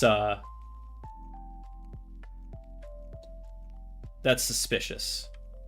Okay, so something horrible has happened already to this machine. The recycle bin has been corrupted. And look at this. You can see that all the files that I had on this machine now have this .ryk extension. Look at this. All of these have this extension of .ryk on here.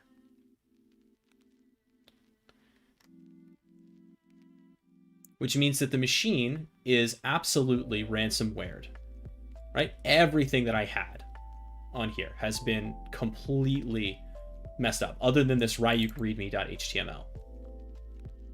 And I'll open it. And let's see what the ransomware note tells us.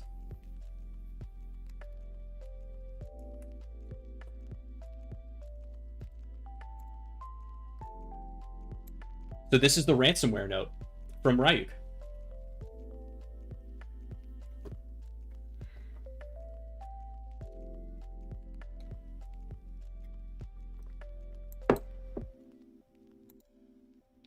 Now imagine if this had happened to your machine, right? Terrifying. Now, obviously, this is retroactive, like we're able to investigate what happened. But in order to recover from a ransomware attack, you need to have a good backup strategy that is making sure that these files live someplace else isolated from the ransomware, right? To see what's going on. Now, let's reload our alerting here. Right now we have, it says we have just the one. I should be seeing a lot more than that.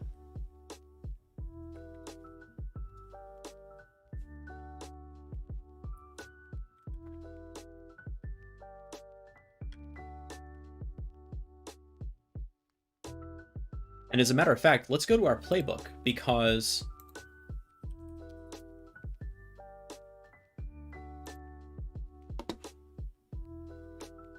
this should give us a level of critical if it gets targeted.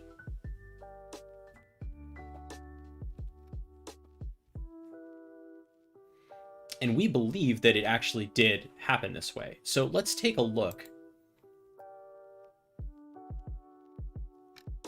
Let's look in our Discover here.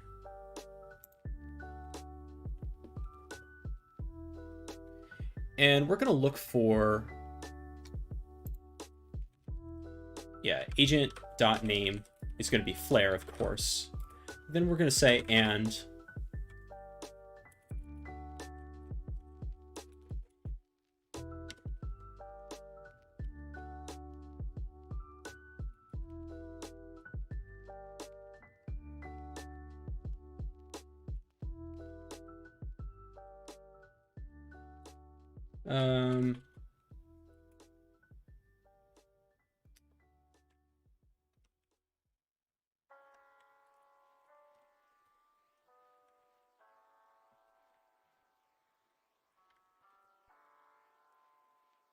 So let's look at the processes that got started on this. This should be all the sysmon processes coming in, right?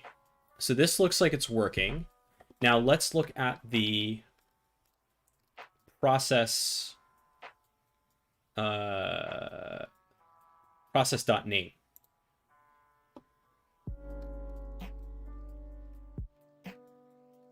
Do we not have that anywhere? We'll do process.command line. That's better.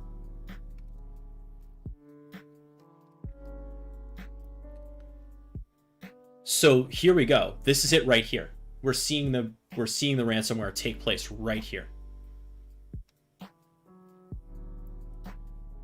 Now let's look at our playbook and see if this thing should have alerted. .net.exe stop SAMs.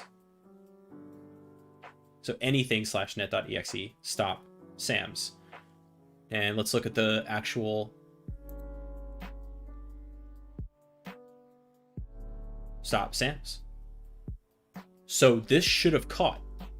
Now, I believe there's something.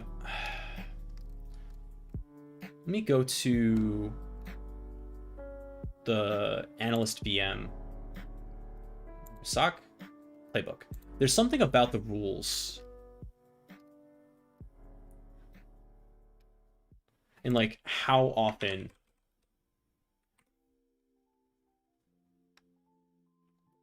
they update.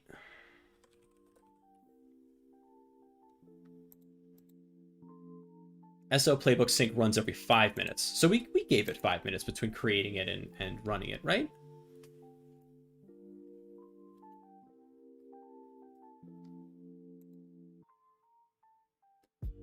Let's look in the Hive to see if anything showed up there.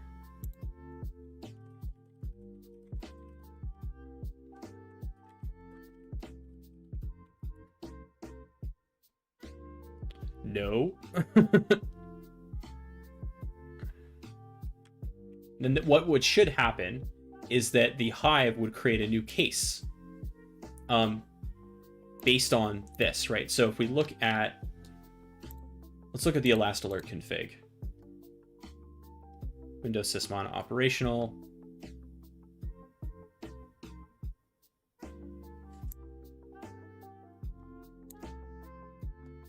winlog.channel.security. Yeah. So let's make sure that that actually matches for one of these. We look at winlog.channel. Does it say it's sysmon operational?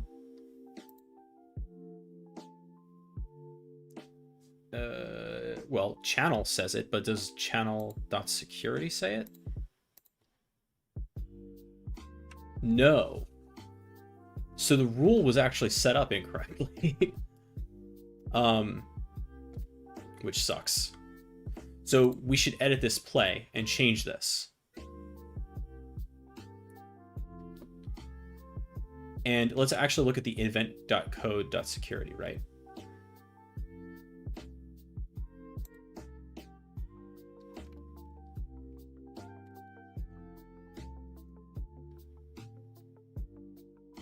I think these .securities are for regular win event log ingestion, not for the Waza stuff, which is probably why this didn't trigger.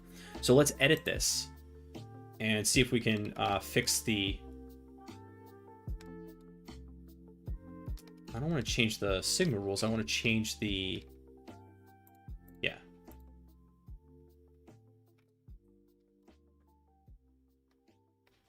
Can I not edit the elastalert config? Oh, that's annoying. I can only edit the Sigma rule.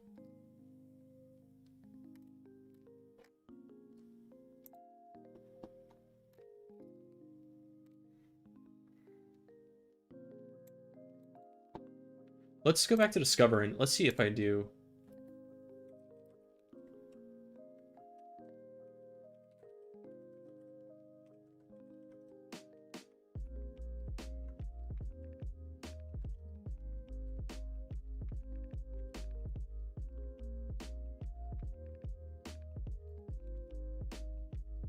Yeah, event. Oh, is it just event.code.security?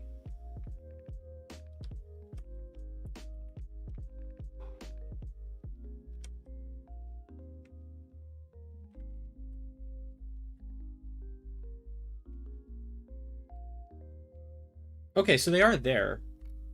Event.code.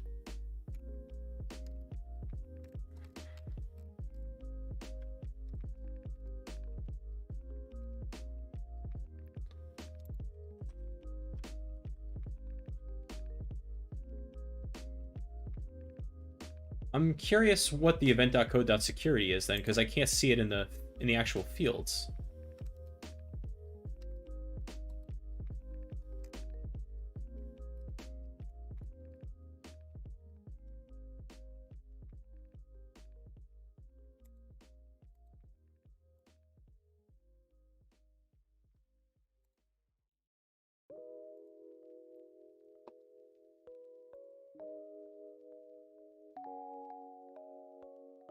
See if this alert has triggered at this point.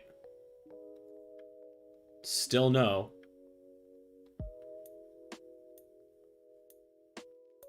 I'll tell you what, let's revert and run it again. So we're gonna go to here, and we're going to apply this checkpoint.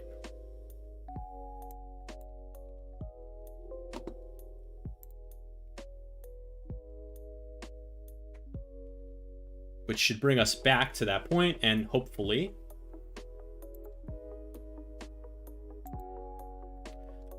all of our stuff is unencrypted again. All right, so we're gonna rerun this thing.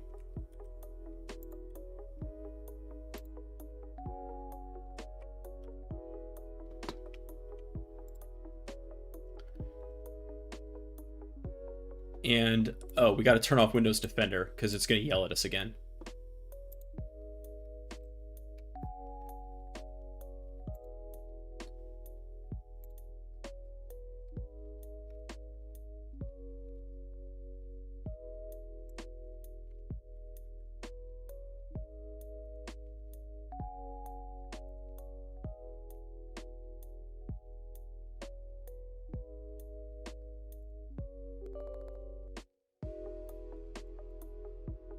All right, we will extract this here.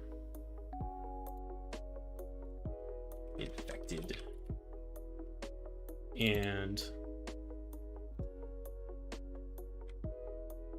fire this up.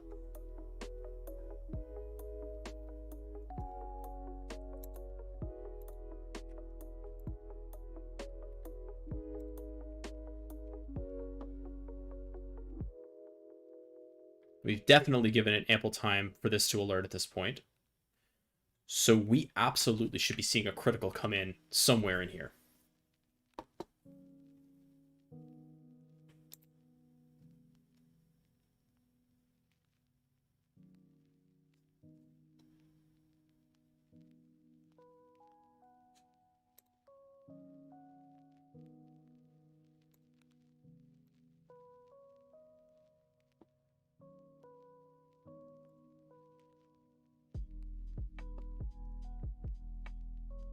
Let's go back to our Discover here.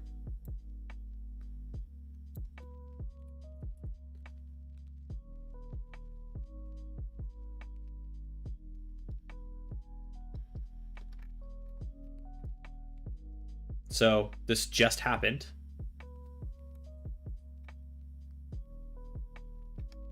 There it is. We're seeing the events come in right now.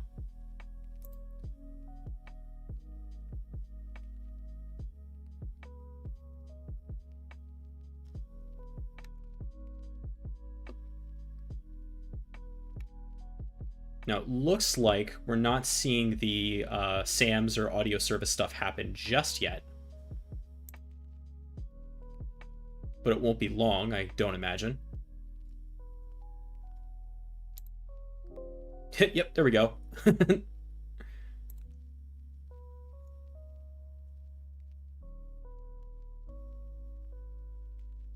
be seeing this stuff turn into .ryk any second now.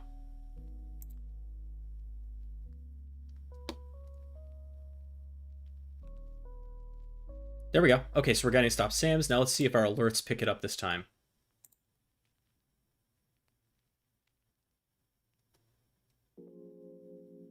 No. It doesn't. So what I think I'm going to do... Can I use this as a template and just like create a different...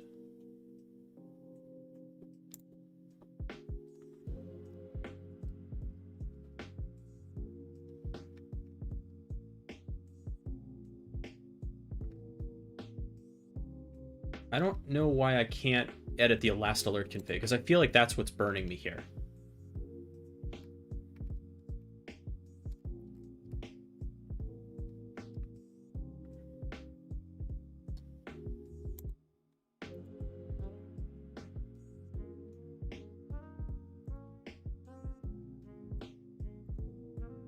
That's the issue.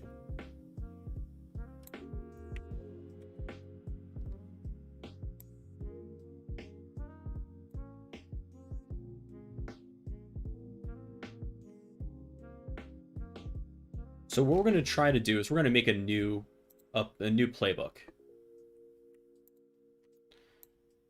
And we're going to base it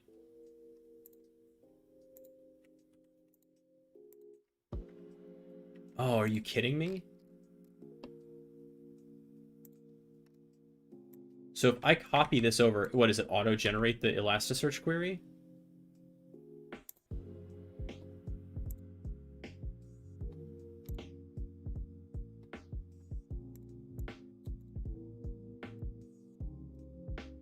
It does. Ah, man. So this really should be working. And I shouldn't have trouble with this. Yep. All right, we're right again. I shouldn't have trouble with this because Waza is designed to ingest logs from Sysmon and everything like the right way. So I really should be getting...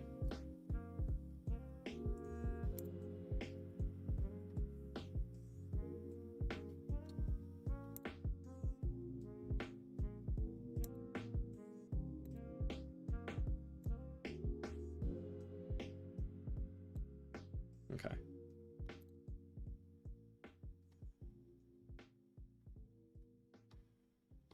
One alert.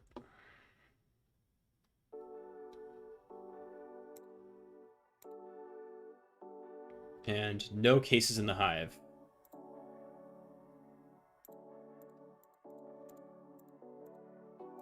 Unfortunate.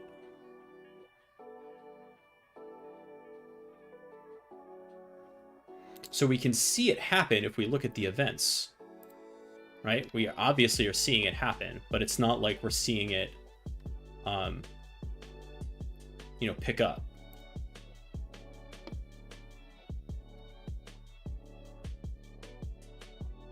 Now this time,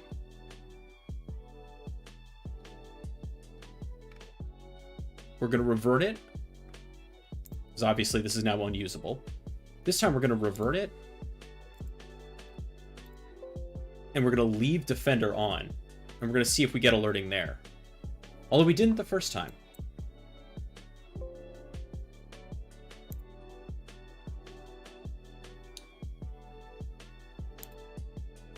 Okay, this is finally finished.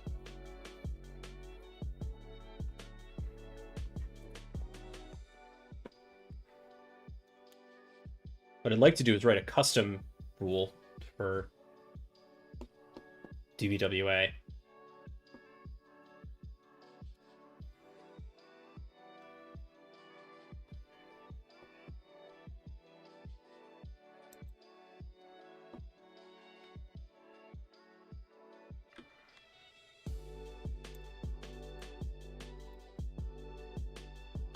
Okay. Back to healthy. And then let's put the ransomware back on it.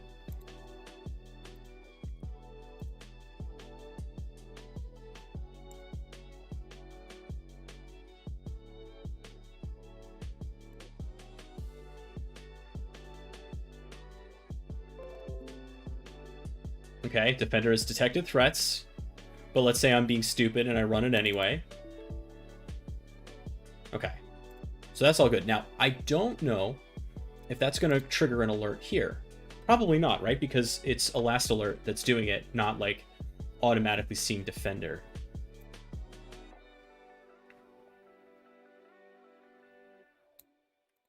In fact, what Windows event would show that?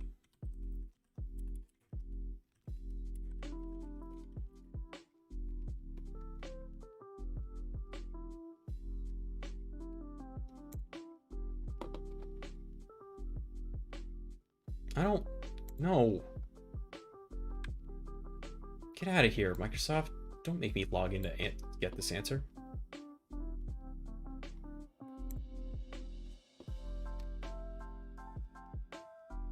There we go. Event 1000, scan completed, scan canceled, scan paused. This is malware protection. There we go. 1006. Okay, so we are looking for event ID 1006.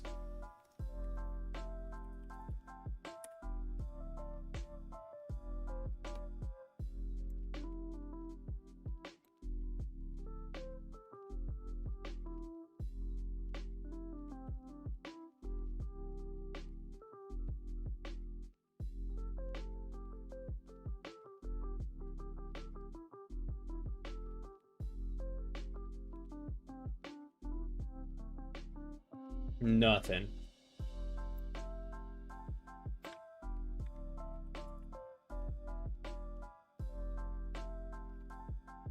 Okay, we did find this. Oh, this is from 10.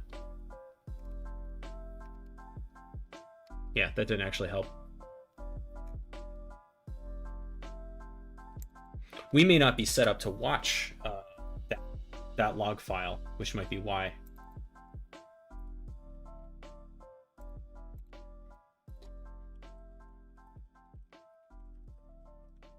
Does Sysmon have it? I don't think it does.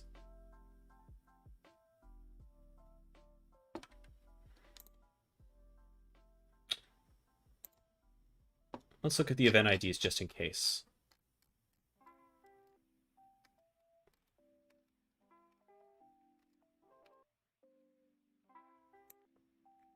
Event ID 11 would be kind of what we would see there.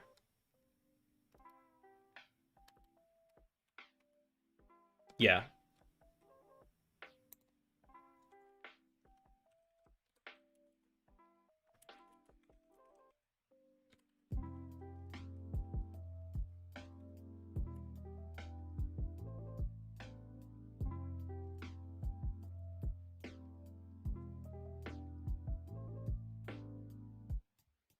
So the file target would be what we'd look at here.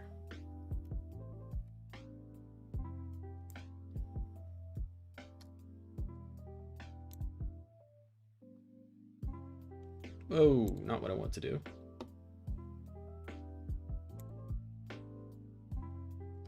There's nothing? Interesting.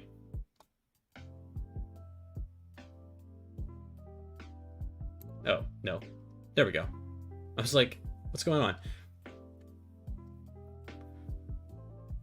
So that should probably be an alert, right? Anything that has like Ryuk in the...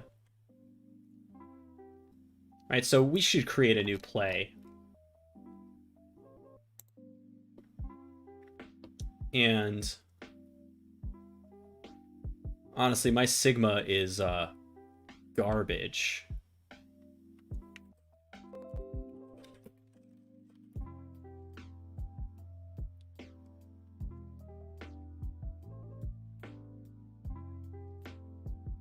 Let's see if there's something that can help us with this.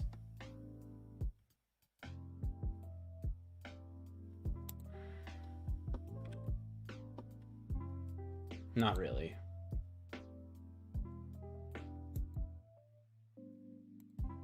Because it's running Sigma C in the background anyway.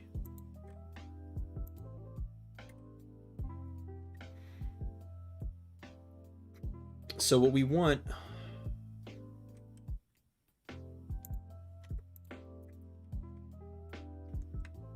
Let's look at the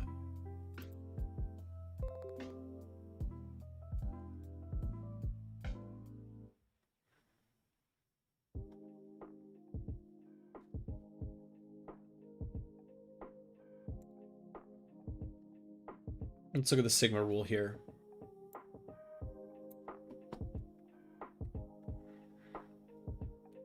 All right.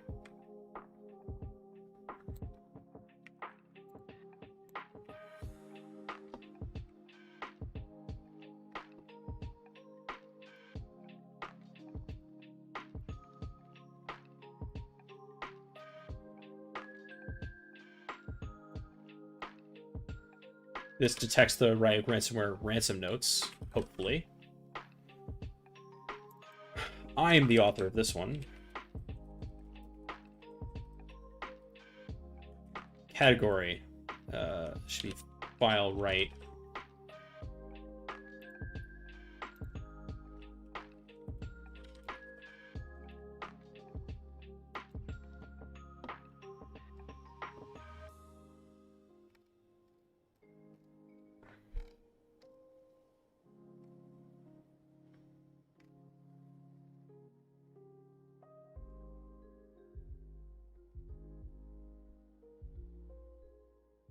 Okay, so it would be like this.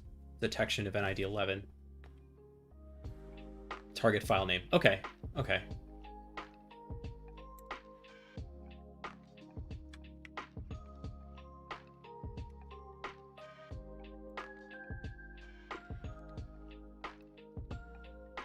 Log source, product, Windows, services, on.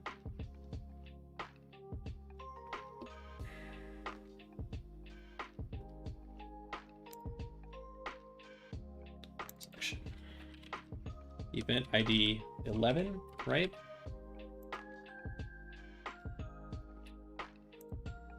The problem is,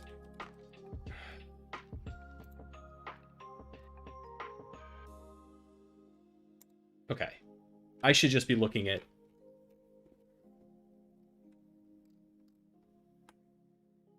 the wiki here for Sigma. Good God.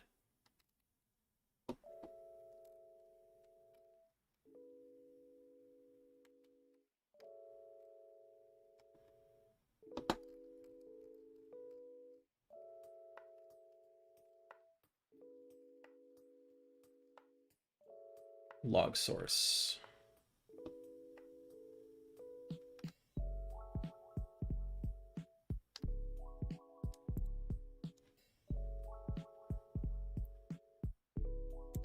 Category is process creation, but it's not really.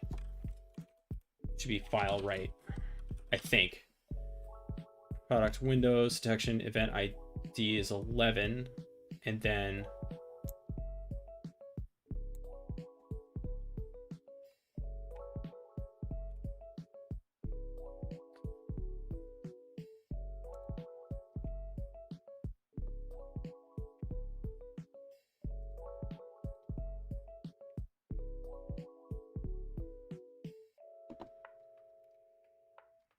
target file name. Okay.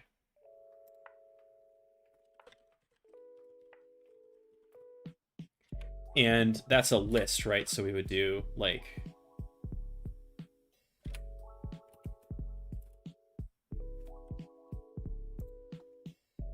yeah, quote star dot, what did we discover? Ryuk readme.html.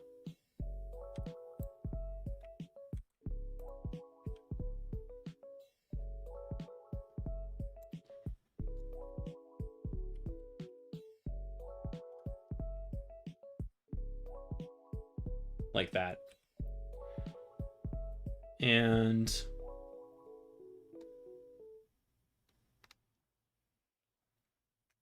the level is critical.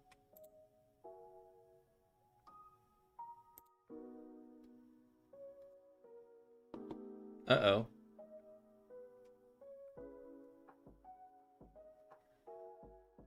Line 1, column 2.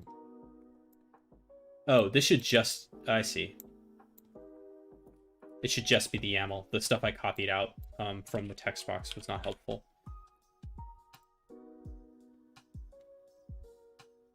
Yeah, that's right.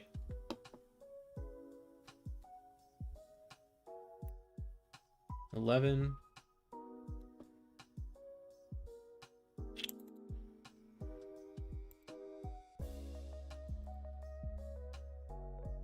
product Windows service. Let's see if I did this, if I change this up.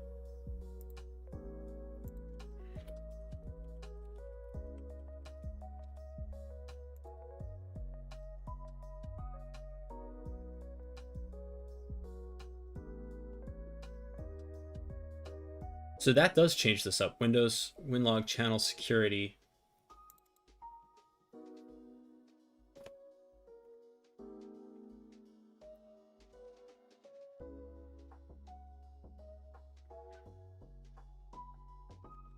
Now, is that what we actually see?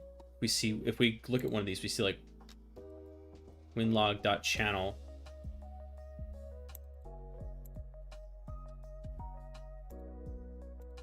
Can we change this?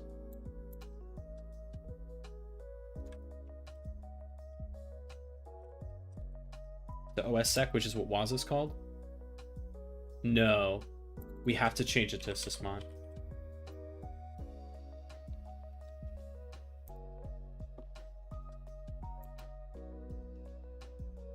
And let's see what selection is all about.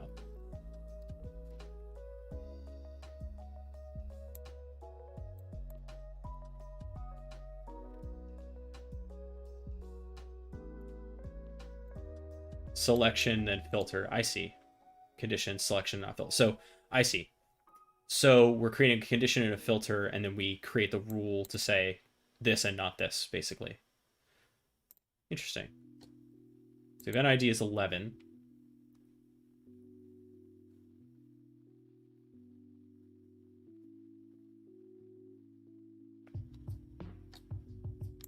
The date is 2021. 501. Okay, I guess I couldn't do that.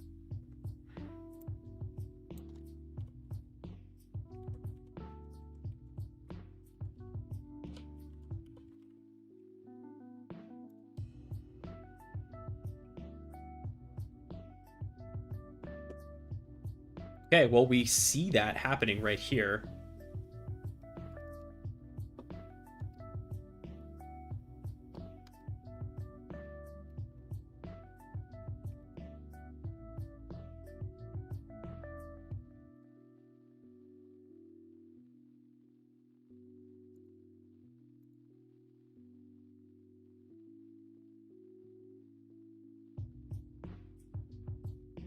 Oh, we could have done loaded example.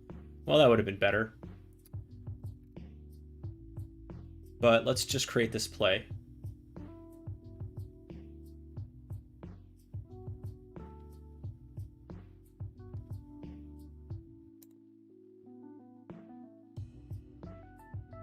Okay, it's a draft, but let's turn it into an active.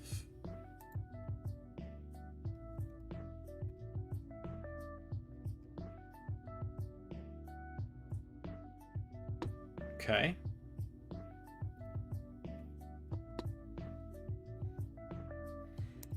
Still no alerts?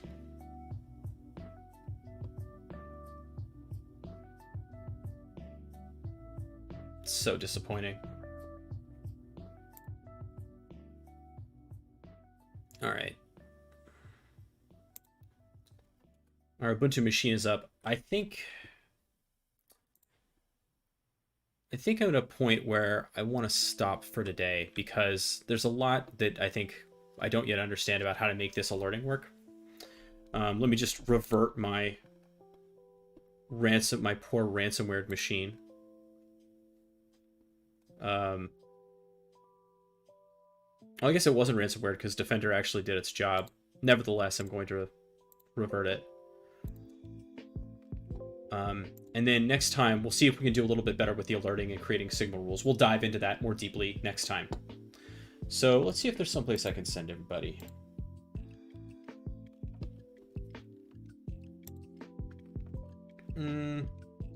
Nobody on right now, so I will just say have a good weekend, everybody.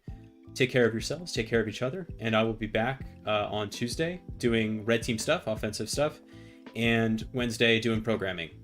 So until then, take care.